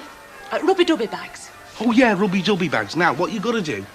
Gosh, you know what we should do sometime, don't you, Alf? What's that? A bit of the old deep-sea fishing.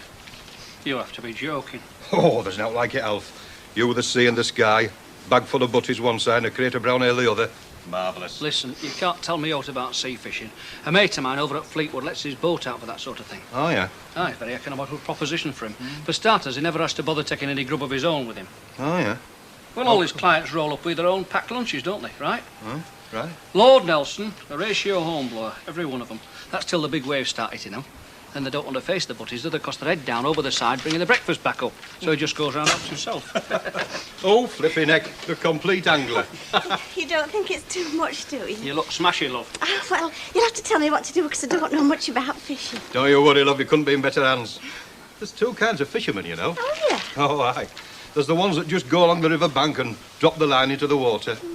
Hang about a bit. Then there's the others, the complete artists, and you are looking at Picasso. Lay up, swing the lamp. I'm telling you, when it comes to fishing, I'm an expert. Aye, like you're an expert about flipping greyhounds. We ended up with a dog with 4 left feet. Hey, Fred, does it hurt them much when they swallow the hook? Because that's the bit I don't like. Oh, lovely. They look forward to it. Why? Well, let me ask you something, Mavis. You know where you see a fish in a river? Why is it they look so bored? I don't know. Why do they look so bored? It's because they are bored, Mavis. Fish lead very uneventful lives, you know. Then suddenly along comes a angler and it's all happening. A primitive and titanic struggle. It's as old as history itself, love. I never thought of it like that. I'll tell you something else and all. They're not stupid, them fish, you know. They can recognise class on that riverbank when they see it. Can they, really? Yeah, when I arrive, do what they do. The buzz goes through the river. They say, hey, up, Fred's here. United must be away. Come on, let us be away as well. Can I take that, love? Come in, Alf. Right. What the heck is it? Hey, when are we picking what's her name up from the factory? I'm down to see her, you know, give us that blonde. She didn't come in the shop all week, so I couldn't ask her, but I've asked Rini instead. Rini? Yes, thought I told you. Flipping Rini. You don't have a lot of luck with your sexual fantasies, do you, Fred? I don't have any health. Come on, flipping Rini. Who thought of Rini? Get up them stairs. Is Mrs. Walker in, Betty? Yes, love, she's staying to the dinner. Oh, can I nip through? Only she bought Tracy this cardigan. I just wanted to show what it looks like on. Yeah, of course you can, love that. Hey, she loves. You wouldn't have thought so at 3 o'clock this morning.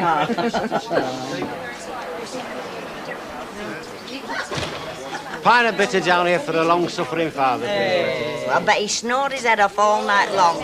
It's usually the long-suffering mother that gets up and sees to him, in my experience. Yeah, only that was before you lot was flaming liberated. Yeah, well, where's the christening then? What's christening? Well, you're having a christening, aren't you? You've been talking to Deirdre? But no. Oh, surely you're having a Christmas day. Why should we? Well, it's something that's always done. I mean, it's very often as much fun as a wedding as a christening. I don't know if you know, but you're living in a pagan country, and you happen to be talking to one of the leading pagans. I mean, christening is all right if you happen to believe in it all, but I don't. So it'd just be flaming hypocrisy, wouldn't it?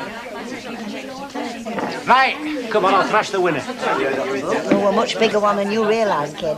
Oh? Oh, yes. Just hang on a bit and keep your eyes and ears open. Oh, here come the Weatherfield harpies. Elsie, we don't understand it. Understand what? We just went into the house just now and it didn't come floating out to What meet didn't? us. Well, that lovely smell of roast beef and Yorkshire pudding we've come to expect on Sunday. Ah, well, you know the reason for that, don't you, lovey? Because there isn't any roast beef and Yorkshire pudding cooking, that's all. You always have roasted and pud on Sunday. Did love. Past tense. We're giving Sunday dinners a miss from now on. Since when? Well, since I went into the butcher's last week and found out the price of a joint, you know I could have bought a whole herd for what they're asking for a joint today. We've got to have something else. We're starving. Oh, don't cry to me then, Argentina. Cry to the common market and then Brussels sprouts over there who keep pushing the prices up. You found some pilchards in the cupboard, and now, will you excuse me, I wish to powder my nose. Thank you. Of course, you know what it is, don't you? Yeah, she's trying to starve us out now. No, it's him. Who? Brownlow. She's pining for him, so she's taking it out on us. You reckon that's what it is? Of course it is. Oi, do you pay well for or not? No, thanks. We do? No, we don't. We've got something to do first. What? Look, kid, if you think I'll spend the rest of my life living off pilchards, you've got another thing coming. We've got to seize the nettle. Why? Oh, ain't it awful? Yeah. Having a best mate whose only cultural experience is the front page of Twinkle. Come on. A right better bookend you got there. Yes, only I wish they'd settled down on somebody else's side. Oh, give over. You'd be quiet if you didn't have them. Oh, blessedly peaceful, my dear. Oh. All right, lovely. Yes, thanks. Are you having a drink with me before you go? No, I better not. She wants feeding. You're not having a christening then? Who told you that? Little bird, John. Little bird in very high up places. Well, you better go back to that little bird, whoever he is, and tell him he's laid an egg because I'm going to the vicar's this afternoon. Wait. Well, hey.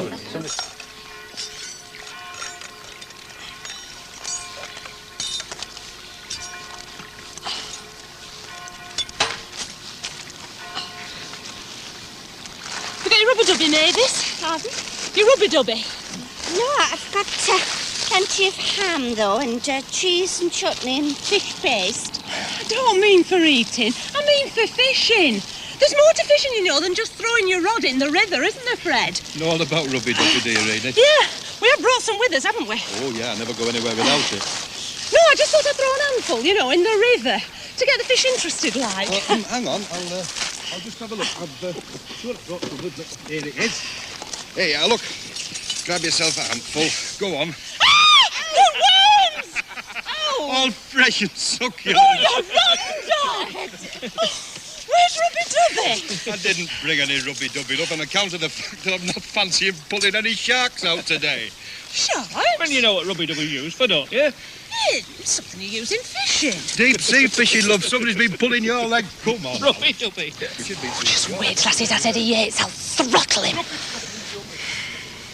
You're not actually going to ring him. Well, I'm not going to send him a spirit message, am I? Of chuck a brick through his window with a note wrapped round it. Elsie won't like it. Look, kid, we're desperate. My throat keeps sending messages to my stomach saying, have I offended you? And what does Mr. Brownlow always bring round with him when he comes calling? Grub from his hotel. Right. I still keep getting this feeling. I think it's called fear. No, it's hunger pangs. I'm just the same. We'll regret it. Hello, is that the Greenvale Hotel? Could I speak to Mr. Brownlow, please? Where you get the nerve from? Hello, Mr. Brownlow. It's Susie here from Elsie Howard's. Yeah, hope you don't mind me phoning you, but I didn't know who else to talk to. Well, you see, it's this friend of mine. She's looking for a job as a waitress, and I was wondering if there was anything going at your place.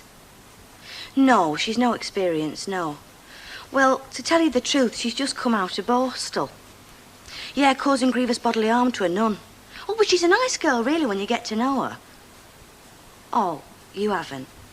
No, well, I just thought I'd ask. Oh, how are you? Oh, I'm fine. I'm Gail. Elsie? Well, to tell you the truth, I'm very worried about her. Well, she just sits around moping. No, she's not here now, but I'm expecting her any minute. Why did you want to talk to her? No, well, why don't you pop round then? No, it's no trouble, not too short notice, but when you come, don't tell her I've been on the phone. Just surprise her. Just come on spec. OK, right, I'll see you. I know you're mad. I'm not mad, love, I'm just ravenous. Oh, pilchards do wonderful things to cultivate the mind. Hey, I wonder what he'll bring this time. Could could murder someone that smokes salmon. Never mind that. What are you going to tell Elsie? How the heck do I know? Do you mean how the heck do you know? Look, if I plan things in advance, they always go wrong. I just think of something, let me mouth to the talk, and it works every time. She's here.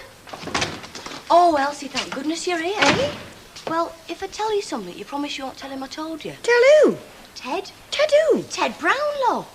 He's been on the phone. He hasn't. He has, he's coming round. He isn't. He is, but when he comes, don't tell him I told you, because he wants to surprise you. But you see, I didn't think that were fair, because I thought you wanted to have a bath and do your face and... Well, when did he say he was coming round? This afternoon. You daft April, why didn't you tell me before? Because if I fell off a flitting or something, I should have to go and do my hair and get a bath and all the things. Ain't it wonderful? Sometimes I can hardly wait to what I'm going to say next. You're not the only one. I will make you fishers of men, fishers of men, fishers of men. I will make you fishers of men if you follow me. What you doing? Well, I'm not hang gliding, am I? I'm going to fish. I didn't think you knew how. No, I don't. But have you ever heard of beginner's luck? I'll be careful you don't go too near the edge then. No, I just thought if I talked to them a bit, you know, get them friendly. Why not try singing like me? I will make you fishers of men, fishers of men, fishers of men. I will make you fishers of men.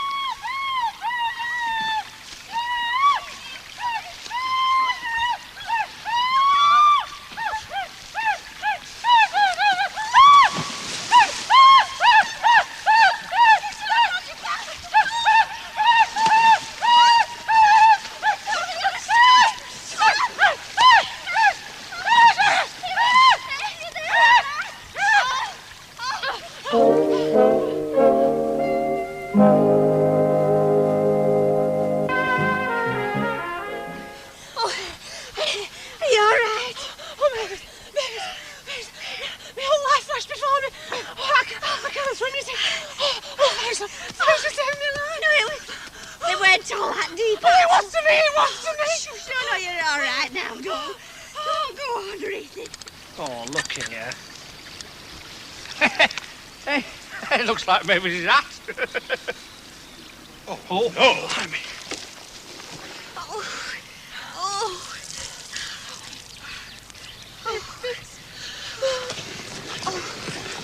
Hey, what's to do here? Fire and flood, not to mention famine. Look at the soup.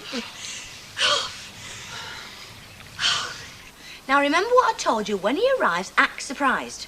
Look, are you quite sure you two had nothing to do with it? What with him coming round here? I have told you, he just rang. There's nothing to worry about. I'm not worrying.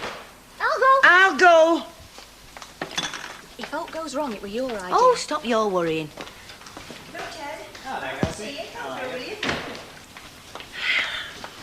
Susie, Gail. Hello. Hello.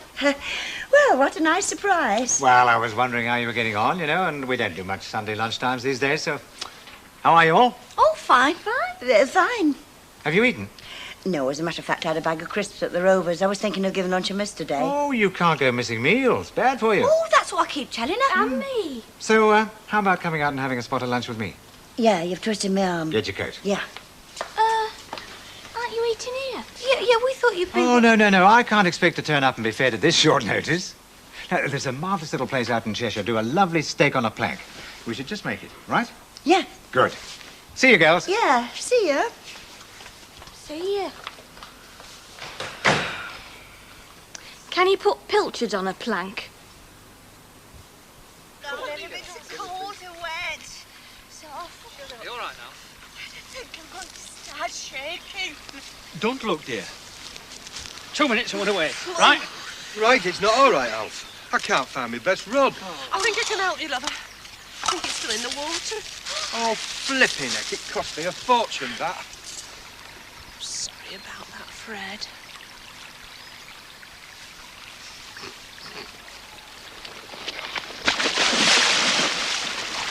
Up! Bloody hell! Oh, thanks, Alf.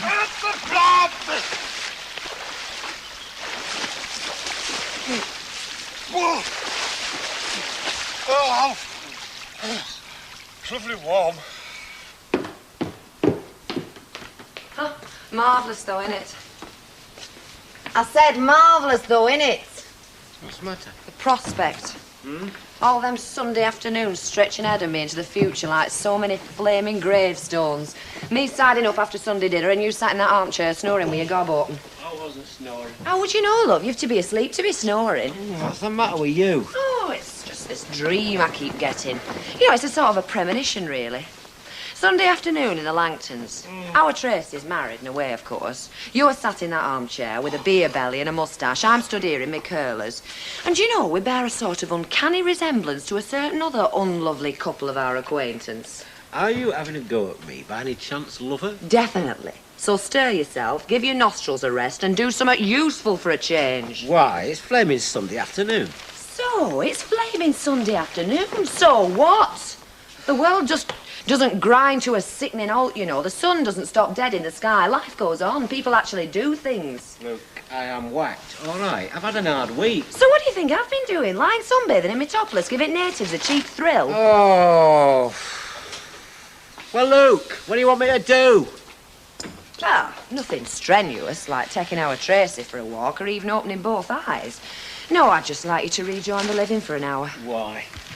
Because if that baby chokes or cries, I'd like you to be conscious enough to do something about it. Oh, where do you think you're going? Well, you know that man with the dog? The one you're always going to see him about? I've got a date with him today. Ta-ra. Hang on a minute.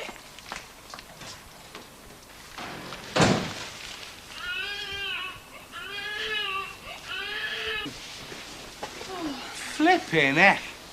Don't tell me you were crossing the Red Sea when the governor up there pulled the plug out. Whatever happened, love? I suppose it was my fault, really. Oh, I'll go along with that. No, you see, we fell in. Well, at least I fell in and then Mavis rescued me. More like pulled her out. Oh, no, you didn't. You rescued me. You definitely rescued me. Hey, you're an heroine, that's what you are. Really? That's why these two are so wet. Whatever happened to you? Don't ask me. Not in front of mixed company, anyway. Excuse me.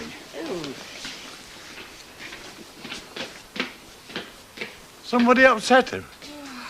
No prizes for guessing who. Oh, Betty. Is Bet still here, love? Only I've left me key. I dropped that in river and all. Well, she left about 5 minutes since. She'll be at the shop by now, lovey. Thanks. Thanks, awful love. It was a real experience. For all of us. I'll rubby-dubby you next time, lady.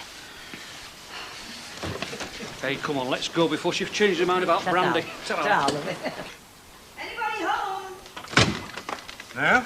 No, it doesn't look like it. Drink? I'd have a cup of tea. Me too. You know, they serve a pretty good meal in that place. Yeah, it wasn't bad, was it? No. Unless, of course, you get dead sick of that sort of thing. No, never sick of good food. But I must admit I do enjoy a change of scene now and again. One of the reasons I enjoy coming round here, I suppose. Uh-huh. No sugar. Right. Anything I can do to help? Well, you can get the milk out of there for me. All right. I'm glad you phoned anyway. Huh? Oh, yeah, so am I. Only, you didn't phone, did you? Didn't I? Did you? Does it matter? It was, them two, wasn't it? Gert and Daisy. Well, I was going to ring, but I've been up to my eyes this week. It's just that I'd hate you to think that I put them up to anything. You see, I've never chased a fella in my life, and I don't intend to start now. I don't need telling that. They think a lot about you, those two. Oh, the only thing they think a lot about is their stomachs. Stomachs? Well, think about it. They haven't had a decent meal since you suspended your Meals on Wheels service. Oh, I see. What do you mean? They thought I was going to bring... Smoked salmon, preferably. Dribbling. Dribble. Are you dribbling now?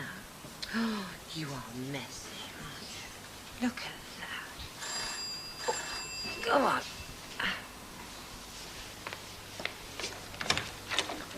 Mrs. Langton? Vicar, come through, will you? Thank you. I'm sorry about the tip, but I'm afraid when she wants feeding, everything else seems to go by the board. Will you sit down? Thank you. I won't keep you long. You call at the vicarage this afternoon, I believe, to see me. Yeah, it's about the christening. What christening? Well, Tracy's my daughter. She's not been baptised yet, you see. Oh, I see. You and your husband, you are parishioners of mine, are you, Mrs. Langton? Well, we live round here, so I suppose we are really, yeah. Hmm. Were you married in my church? No, we had a registry office too. We didn't want a lot of fuss, you know. No. Do you attend my church at all? Well, no, we don't really. Is it important? Don't you think it is? Well, I don't know. I'd not really thought about it. Look, I'm sorry I'm not following this. You do baptisms at your church, do you? Oh, yes, indeed. Well, what's the problem? There's no problem, Mrs. Langton. If you and your husband are churchgoers, there's no reason. I didn't think it was important. Mrs. Langton, it's a fairly common impression amongst a lot of people these days that by having a child baptized, one is doing the church a favor. The fact of the matter is, of course, that if there is a favor being done, it's entirely on God's side. Are you telling me you won't baptize my baby? What I'm telling you is this, Mrs. Langton. Baptism isn't mumbo-jumbo, some mystical prelude to a family celebration. It's a serious business. And since neither you nor your husband are believers, wouldn't a christening ceremony be somewhat pointless? I'm sorry, but it's a question of principle. And as far as I'm concerned, I have to stick to it. I'm really very sorry, Mrs. Langton, but there it is. Don't worry, I'll see myself out.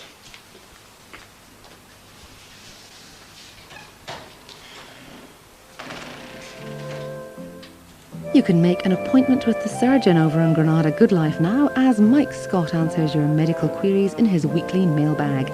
Coming up next on Granada Plus, drama on both sides of the globe in families.